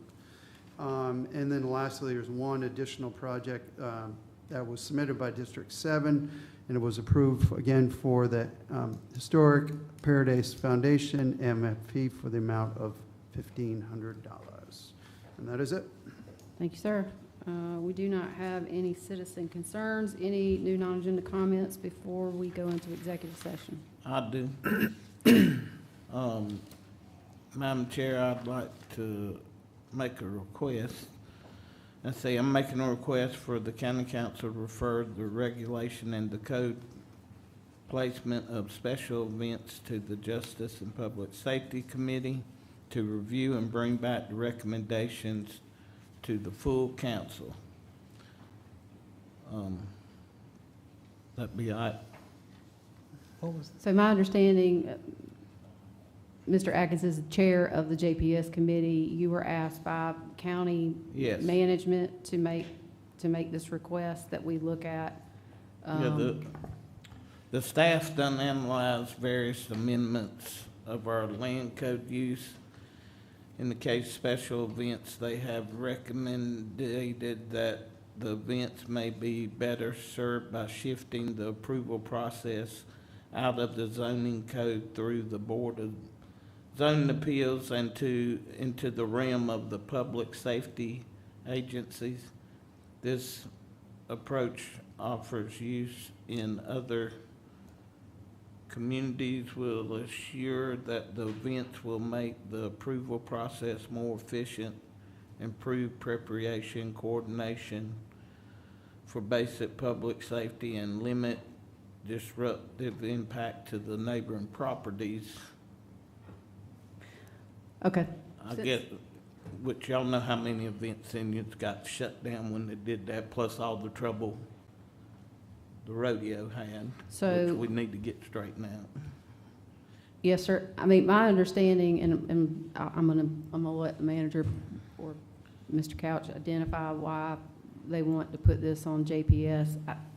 I just want clarity. Is this involving, so the rodeo issue, my understanding is they have to every year come in there and request approval, which we were stopping. Is that what this is directed at, or is this broader events venue? And can you share with me why we think this is not a zoning, but this is a public safety matter that needs to go to the Public Safety Committee? So. We we can answer both of that, and I'll start. Thank you, Madam Chair. Special events has been a reoccurring theme over the 2.5 years I've been here. We're looking for an opportunity to make it easier and more understandable for folks that want to have a special event, like the rodeo, as Councilmember Atkins mentioned. In other places I've worked, it was not something that you had to go in front of the ZBA for. It was more of an administrative approval process, and that's something we're looking into. We've had conversations. And working with the different departments that are part of this, the majority of the departments are public safety departments, but I'll let Tom and David speak more about why JPS makes sense. But if y'all want to assign it to a different committee, we're open to that. We're just trying to facilitate a solution. So, just so I'm clear though, we're talking solely about special events, not event centers. Yes. Correct. Special events. And I don't think I could summarize it any better than the county manager has, but I do agree. I've also worked in jurisdictions where you have a separate special events ordinance. It's not typical in my view to see it within the zoning code and then having the BZA have to do this approval. It's generally more administrative. Now there might be special circumstances where, well, you all may be too young to remember this. You may have a Woodstock that comes up or something like that. Then I think that could be more appropriate where a special event permit needs to be issued by council. But I think typically with what we deal with today, it is better grounded to let public safety agencies, I mean, you can have coordination with our other agencies, public works, planning and so forth, but a special event typically has more of a public safety focus, especially if there's enough people where you got to coordinate fire, EMS, sheriff, and things like that. And I think Mr. Garner can speak to some issues relating to the emergency management ordinance as well. Yeah, I think Mr. Couch summarized it pretty accurately. Most of the impacts of special events largely are public safety impacts. So that's why we felt it more appropriate as a JPS versus a zoning. And our ordinances are kind of running in two separate paths, trying to get to the same destination. So we're looking at both of those and removing it from the zoning ordinance and putting it strictly under the special events category in the ordinance that focuses more on public safety is more the appropriate avenue, because that's where most of the impacts need to be mitigated and having a reasonable assurance that the event can safely be provided for and it doesn't create an impact on the community. So hence the JPS referral made more sense, but it could easily align with another one. There's no single correct answer to this one, I don't believe. I guess my question is, my understanding was that we've already communicated to at least one of the property owners who holds a rodeo once a year, that we're fixing it to where they don't have to come back to the BZA to do that. Is that fixed? Is that part fixed yet? That's one of the examples of why we need to go through this process. And I think we're far enough. I feel like we've been talking about this for over, I mean, it's been more than a year. It's been a couple of years. And so now we're saying, hey, we don't have a zoning solution. Y'all sound to me like you think that, how is this going to work? Because if we refer this to JPS and we still don't have a solution on the BZA, because right now the ordinance requires that this individual come back every single year to ask for that approval. Well, that portion would be stripped out of the zoning code and shifted into a standalone special event ordinance. Permit, yeah. And to piggyback on Mr. Couch, I believe this would be a fairly quick process because we've already been discussing it. To your point, it's been being discussed for some time now. We have some working drafts. Yes, some working drafts. I don't think it's anything that has to be drawn out through numerous committee meetings. I think it can be an expedited process to get something through the committee back to council. Yes. But ultimately, the change is going to have to be a zoning code change, right? At least part of it. We're going to have to eliminate the zoning code requirement that requires them to come back and do this. Am I right? Are you ready for that part? Is that part done? No? I'm trying to figure out if y'all need a joint committee. I'm all about. So that's going to be part of the work of the committee, yes. Yeah. Yeah, if they wanted to cross-refer to the P and Z committee, that could easily be done, in my opinion. Does it need to go to P and Z committee just to remove that section out of the ordinance? Couldn't we just vote on that here after JPS makes that decision? That's the way I interpret it. We think that's a simple change. So just so that we're clear, the request is that we refer it to JPS, and that following that, y'all can move forward with an ordinance revision that you recommend that accomplishes the goal without it having going back to the P and Z. Yes. All righty. Any objection to this? I don't want to see it back at P and Z. No, I ain't done yet. Okay. All right, I want to announce that the York County Fall Livestock Show will be September the 11th through 12th on South Shallow Road, York, at A&K Ranch. Y'all come, I want to see one of y'all ride a steer. Thank you, sir. Anyone else? Mr. Roddy? All righty, here we go. This is going to take about 2 minutes, that's all. I want to invite this council to have a discussion of a possible resolution or policy, not an ordinance, that limits the percentage of school district money that can be used in our going forward FELO agreements. I think we need to sit down with these superintendents to kind of see where they are with their district, see where they are with their funding. And as we saw tonight, York School District 1 is coming back to us to discuss another impact fee. If we could roll the clock back 10 years ago and made a small change to these FELO agreements in the 50% that we've been standardly taking across the board from our school districts, maybe we wouldn't be in these impact fee situations with our school districts. So I think the time is now, the season is right. I would love to see this council, its staff, sit down with the 4 superintendents across the school, across York County, to see what they're thinking, what they're feeling, and what this council is feeling as to how we can better serve our school districts with these fee in lieu tax agreements. And I've said before, 10 years ago, 15 years ago, 50% across the board may have worked then. But the economy now, the way things are working, we've seen every school district except Rock Hill come and ask for an impact fee. And tonight, York's back on their calendar, wanting to do another impact fee study. And like Councilman Litton said, hope we're not wasting their time, but they did put us in a all or nothing situation the last time they came. But school funding, buildings, operations have gotten so expensive, and they're so critical to a vibrant community that jobs want to come here and be here. And we got to make sure our schools are fundamentally sound, fundamentally funded, so that we can continue to provide good workforce, good educated workforce. And so I think there's nothing wrong with having a conversation. We're not looking for an ordinance, but we need to be able to give our economic development director some guidance as to when he's out on the trail, when he's talking to these companies, to give him a better idea of what this council can absorb and what these school districts can absorb when it comes to taking our school district's money to make these deals work.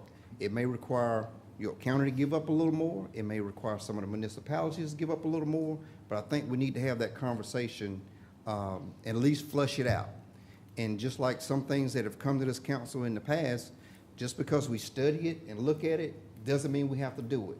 But we can't say we're doing the best that we can do if we're not having a conversation. There's been many things that have gone to committees that have come to this council that we didn't approve, just to mention the ad hoc committee that we had for the agritourism. It was studied, it was flushed out, we didn't do anything. We sent I was on the committee of the year, we studied stuff with our retiree health plans and stuff. We studied it, we didn't do anything. So just because something goes to a committee, something's looked at, something's studied or workshop, doesn't mean that we have to change it. But I think we're selling ourselves short if we don't have that conversation now with our superintendents in this council. I'd like to piggyback on what. If you don't mind, Mr. Huckabee, if you can, one of the things that I think this issue touches upon that Mr. Roddy is raising has to do with our ED incentives and our ED fund in general.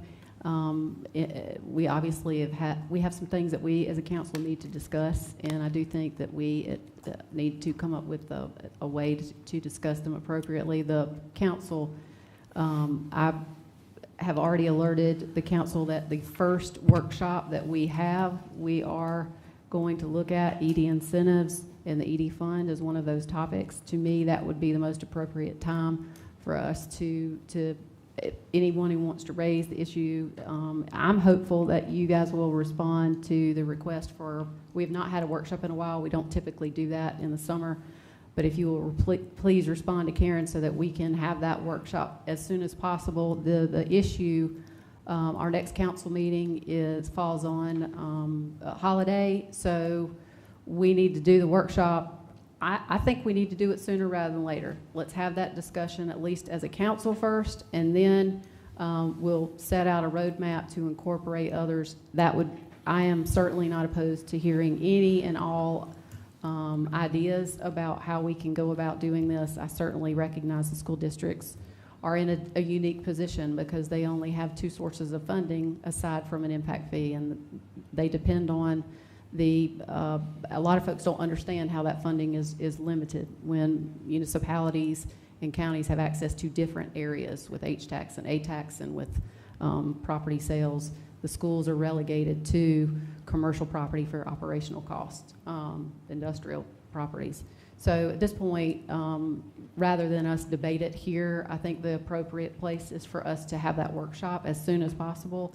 I am prepared to do it the week before, and I know some folks have some limitations, but if y'all can please let Karen know your availability so that we can have that workshop. I'd love to have it before we have our next council meeting, so if y'all will reply to her.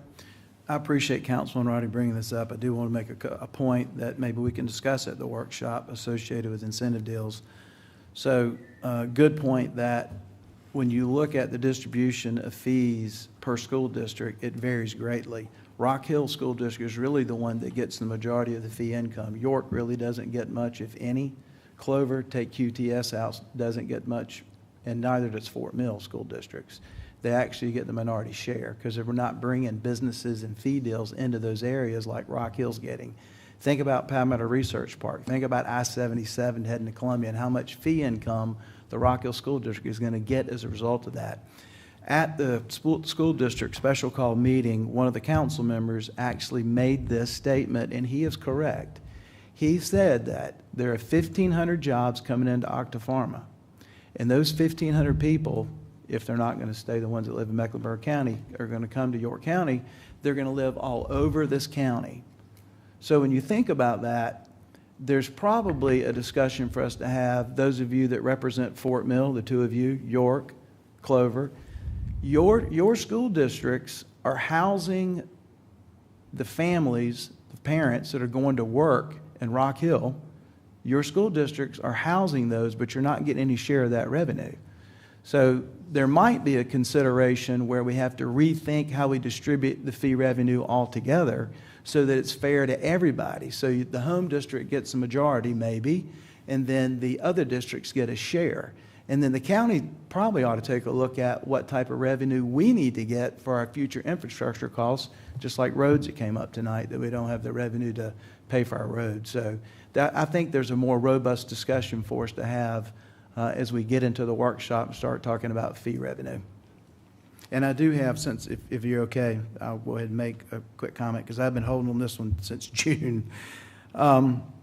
Some of you may know Marshall and Shannon Nord. They own Kona Ice. I don't know if you know who they are, but if you do. So Marshall was in a bike race called Race Across America. So June 16th, he left on the West Coast. He left Oceanside, California. He rode his bike 11 days, 13 hours, and 47 minutes. He covered 3,065 miles. While we were asleep and at work, he was riding his bike, averaging about 4 hours of sleep a night. This is actually a race that you have to complete within 12 days. So Marshall he's in your district, actually, a neighbor of yours. So he's a York County resident. It's an amazing feat for a 60-year-old to take on this challenge and actually compete it. And I think he finished in 7th place.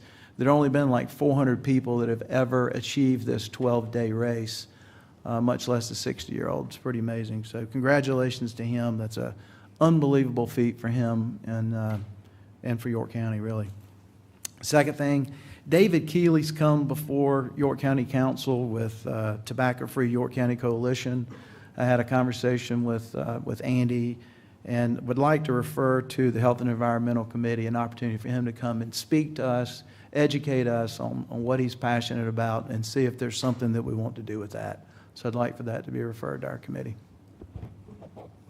What's the issue? How do we frame what the issue to the committee is? Well, he came to us and was talking about vaping, teenagers and vaping. That's what he spoke to us about last. He's actually been in front of us maybe 3 times since I've been on council. So he's asking us to refer this to committee so he'd have a chance to share their research and their findings and the impact that vaping has on our teenagers. So, Is there a council committee Health and issue? Environmental. Is there I'm sorry, other than education, is there Well, there could be action, but we need to be educated first as a committee. what action does I mean, I guess I'm trying to figure out how do we refer this to a It would be committee? a zoning change to keep, if I read his emails correctly, it would be a zoning issue to put a larger buffer around schools and child areas so that the vaping stores and tobacco stores couldn't be in that range. And that our action, if I'm not mistaken, would lead to potential action from municipalities. Is that correct? Did you read that? I didn't read that.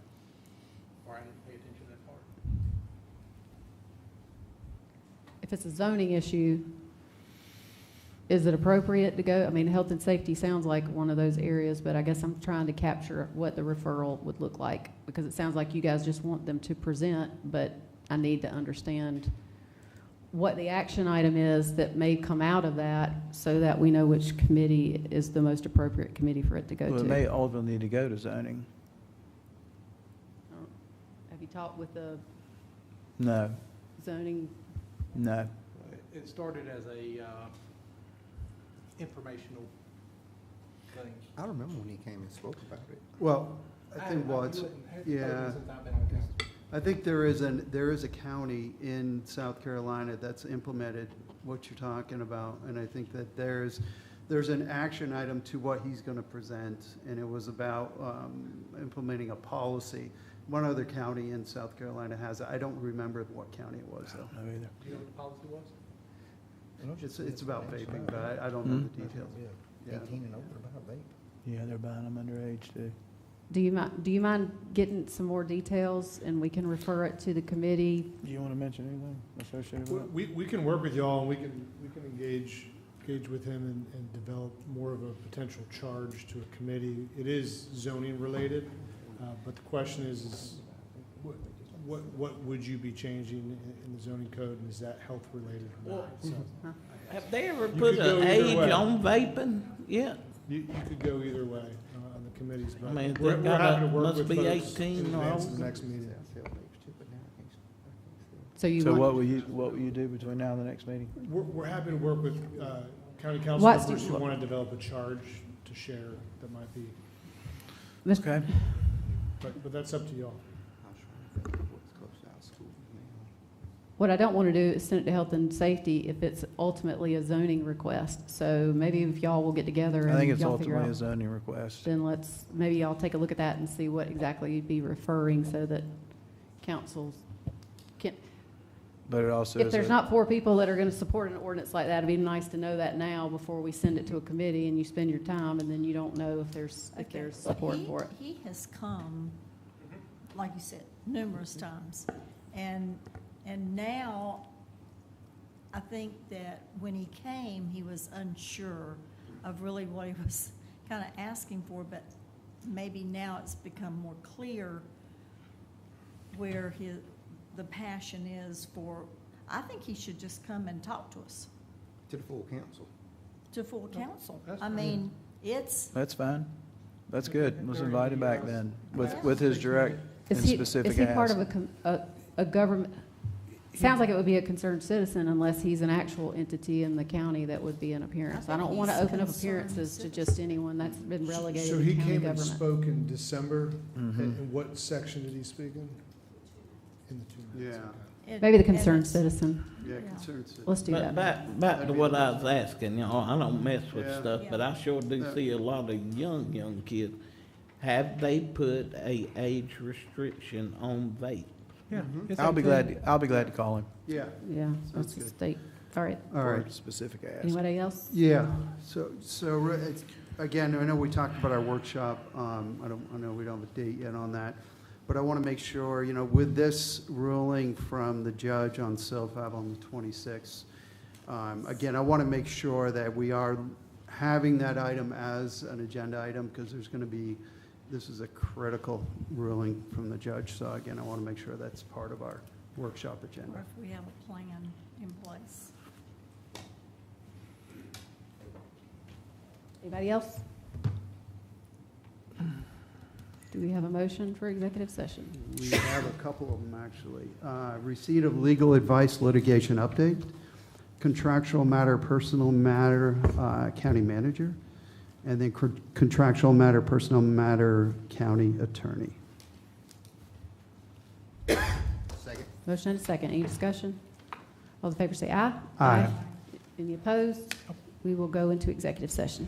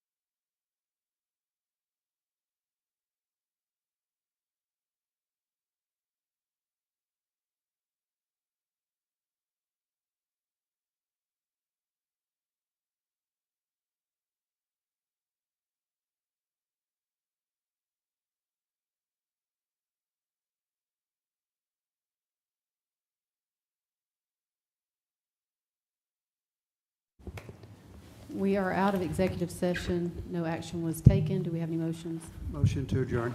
Second. Motion and a second. All in favor say aye. Aye. We are adjourned.